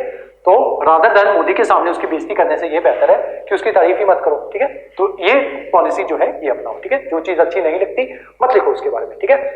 और अगर नहीं भी लगती फिर भी झूठ लिख सकते हो तो लिख दो, ठीक है। क्यों? हमें मार्क्स से मतलब है, ठीक है। तो ये एग्जामिनर की साइकी को समझो, ठीक है, वो क्या चाहता है आपसे और क्या नहीं चाहता है वो ज्यादा इंपॉर्टेंट है उसको समझना, ठीक है। तो वो कभी भी आपसे अपने कल्चर की बेइज्जती जो है वो नहीं सुनना चाहेगा, ठीक है। तो ये कल्चर को कभी भी क्रिटिसाइज नहीं करना है। दूसरा, कपलेट्स लिखो, इंट्रो में भी कंक्लूजन में भी, ठीक है। कपलेट्स इंट्रो में भी लिखो, कंक्लूजन जब खत्म होगा तो यहां पे भी एक कपलेट के साथ उसको खत्म करो, देन वर्ड जो है वो लिख दो, ठीक है। रैंडम वर्ड्स 800 वर्ड्स का तो कोई भी रैंडम, ठीक है। अब एग्जैक्ट 800 मत लिखना, ठीक है, रैंडम वर्ड लिखना है, ठीक है। नेक्स्ट, अंडरलाइन करो वर्ड्स को, ठीक है। जैसे मान लो विमेन एम्पावरमेंट पे ही है तो कुछ इंपॉर्टेंट विमेन जो है उनका नाम लिखो, ठीक है, उन नाम को अंडरलाइन करो, जो उनकी अचीवमेंट्स जो है उनको अंडरलाइन करो। अगर किसी रिपोर्ट का डेटा लिख रहे हो तो डेटा को अंडरलाइन करो, रिपोर्ट का जो सोर्स है उसको अंडरलाइन करो, ठीक है, ताकि एग्जामिनर जो है उसको पता चले कि अच्छा बच्चे ने कुछ एक्स्ट्रा लिखा है, ठीक है, एक्स्ट्रा मेहनत की है बच्चे ने, ठीक है। एक्स्ट्रा पढ़ा है उस बच्चे ने। उसके अलावा कभी भी नंबरिंग नहीं डालनी है 1 2 3, ठीक है, ये मैंने आपको बताया था। बुलेट पॉइंट्स डाल सकते हो लेकिन कोशिश करो ना डालो, ठीक है, डाल सकते हो, कोशिश करो ना डालो। अगर बहुत जरूरी है तो बुलेट पॉइंट्स डाल दो लेकिन नंबरिंग बिल्कुल नहीं डालनी, ठीक है। उसके अलावा कोड्स जो है वो लिखो, ठीक है। तो ये सारी चालाकियां जो है ये आपको अपने एग्जाम के दौरान, ऐसे राइटिंग के दौरान जो है वो करनी है। और मार्जिन जरूर खींचना है। मार्जिन खींचने से क्या हो जाता है, एक तो आपका ऐसे जो है वो स्ट्रक्चर्ड लगता है, ठीक है। अदरवाइज क्या करना, ऐसे वाले ना पेज खरीद लेना, रजिस्टर के पेज आते हैं, आई थिंक 8-10 पेज कहते हैं उसको, या 10 नंबर पेज जो है वो कहते हैं, ठीक है। उसको टेढ़ा कर लेना, ठीक है। वैसे 10 नंबर पेज जो आते हैं मार्केट में वो ऐसे लंबाई में आते हैं, ठीक है, ऐसे लाइन जो है उन पे बनी होती है, उसको टेढ़ा कर लेना ऐसे करके। देन उसके ऊपर ऐसे लिख के देखना, ठीक है, विदाउट मार्जिन लिख के देखना, फिर देखना वो कैसा लगता है, ठीक है। देन एक ऐसे ही करके मार्जिन करके खींच के देखना, फिर देखना उसकी प्रेजेंटेशन जो है वो कैसी आती है, ठीक है। ये काम करना। उसके अलावा ऐसे लिख रहे हो, ठीक है, यहां पे ऐसे खत्म हो गया, उसके बाद एग्जैक्ट नेक्स्ट लाइन में मत लिखो, एक लाइन छोड़ के अगली लाइन में लिखो, ठीक है। उससे आपका एग्जामिनर जो है उसको पता चल जाएगा कि ये चीज जो है अब इसने ऐसे चेंज कर दिया है, तो इसका मतलब अब इसका थीम जो है वो भी चेंज हो गया है, ठीक है। पॉलिटिकल से ये इकोनॉमिक थीम पे जो है वो जा चुका है, ठीक है। और उसके साथ साथ विमेन एम्पावरमेंट पे ही लिख रहे हो तो आप लिख भी सकते हो, ऊपर आप ऐसे करके हेडिंग डाल सकते हो कि अब मैं पॉलिटिकल पॉइंट जो है वो डिस्कस करने जा रहा हूं, ठीक है। उसको डाल के कॉलन डालो और ऐसे करके हाइफन जो है वो डाल दो, ठीक है, ऐसे पॉलिटिकल कॉलन और हाइफन, ठीक है। देन उसके बारे में लिखना यहां से स्टार्ट करो, ठीक है। जब ये खत्म हो जाता है एक लाइन छोड़ो, देन इकोनॉमी ऐसे लिखो, कॉलन डालो, हाइफन डालो, यहां से लिखना स्टार्ट कर दो, ठीक है। तो ऐसे भी लिख सकते हो आप, ठीक है। तो ये सारी चीजें जो है उनको ध्यान में रखना है और सारा ऐसे लिखने के बाद ऐसे को दोबारा पढ़ना, ठीक है। तो यही थी आज की हमारी क्लास कि ऐसे जो है वो आप किस तरीके से एक अच्छा ऐसे जो है वो ले सकते हो। और ये छोटी छोटी चालाकियां करके एज कंपेयर टू बाकी स्टूडेंट्स, अगर आपने पूरा ऐसे इंट्रो बहुत अच्छी लिखी है, कंक्लूजन बहुत अच्छा लिखा है, उसके बाद और जितना बोला गया है उतना लिखा है, मतलब 800 वर्ड्स बोले गए हैं, तो ऑलमोस्ट 900 वर्ड्स के आसपास आपने लिखे हैं और उतने पेजेस जो है वो फिल किए हैं। उसके अलावा कोशिश करो खुला खुला लिखो। अगर आपकी हैंडराइटिंग गंदी है ना, जैसे मुझे पता है मेरी हैंडराइटिंग गंदी है, ठीक है, तो मैं क्या करता हूं कि जहां पे कपलेट लिख के थोड़ी सी इतनी की स्पेस दे देता हूं कि वो जो है वो वर्ड जो है उसको प्रॉपर्ली उसको रीड कर पाए, ठीक है। अगर आपकी हैंडराइटिंग गंदी है तो थोड़ा खुला खुला लिखो, ठीक है, और थोड़ा बड़ा बड़ा लिखो, ठीक है, ताकि आपके पेजेस जो है वो फिल हो जाए इजीली, ठीक है। और कई बच्चों को आदत होती है कि बहुत टाइट लिखते हैं और छोटे वर्ड्स लिखते हैं, उनको ज्यादा दिक्कत आती है यहाँ पे, ठीक है। तो आपको क्या करना है, मार्जिन ड्रॉ करो, उस वजह से आपके पेजेस जो है वो भी भर जाएंगे और आपका ऐसे की रिप्रेजेंटेशन जो होगी, प्रेजेंटेशन जो होगी वो भी अच्छी आएगी, ठीक है। तो ये सारी जो आज की हमारी क्लास थी ये ऐसे राइटिंग के बारे में थी। और क्या कहते हैं, वो ही बात जो है वो आपको एंड में यही ध्यान में रखना है कि जब भी एग्जाम देते हो अगर आपको ऐसे आ रहा है तो एक बार मेरे से कॉल पे बात जो है वो कर लेना, या पर्सनली आके एक बार मिल लेना और पूछ लेना कि इस साल सर कौन कौन से ऐसे जो है वो एक्सपेक्टेड है, ठीक है। और पीपीएससी वाले बच्चों के लिए जो इस साल के लिए एक्सपेक्टेड ऐसे हैं वो मैं आपको ऑलरेडी बता चुका हूँ, ठीक है। और ये ऐसे जरूरी नहीं है कि अगले साल भी एक्सपेक्टेड हो, अगले साल भी यही ऐसे जो है वो पूछे जाए, अगले साल कहानी कुछ और होगी, ठीक है। तो उसके अकॉर्डिंग ऐसे जो है वो डिसाइड करेंगे अगले साल के पूरे पिछले एक साल के करंट अफेयर्स कि अगले साल कौन से ऐसे जो है वो आ सकते हैं, ठीक है। तो जब भी ऐसे का एग्जाम दो एक बार मेरे से बात जो है वो जरूर कर लेना, ठीक है। उसके अलावा मैं आपको एक बात जो है वो बतानी भूल गया था कि हाँ, हमने जो है हमारी एक ऐसे की बुक जो है वो कंपाइल की हुई है, उसमें 151 एसेज जो है वो हमने आपके लिए लिखे हुए हैं, ठीक है। जो मोस्ट एक्सपेक्टेड एसेज जो मैंने आपको बताए हैं वो सारे के सारे आपको एसेज जो है वो उसमें मिल जाएंगे। फिलोसॉफिकल एसेज भी उसमें जो है वो आपको दिए हुए हैं। और उसके अलावा जो हमारे यूपीएससी और पीपीएससी वाले बच्चे जो हैं उनको वो बुक जो है वो फ्री ऑफ कॉस्ट में ही प्रोवाइड करवाई जाएगी, ठीक है। तो ये बात जो थी वो मैं आपको बतानी भूल गया था। और बस आज की जो हमारी क्लास थी वो यहीं तक थी। Thank you so much.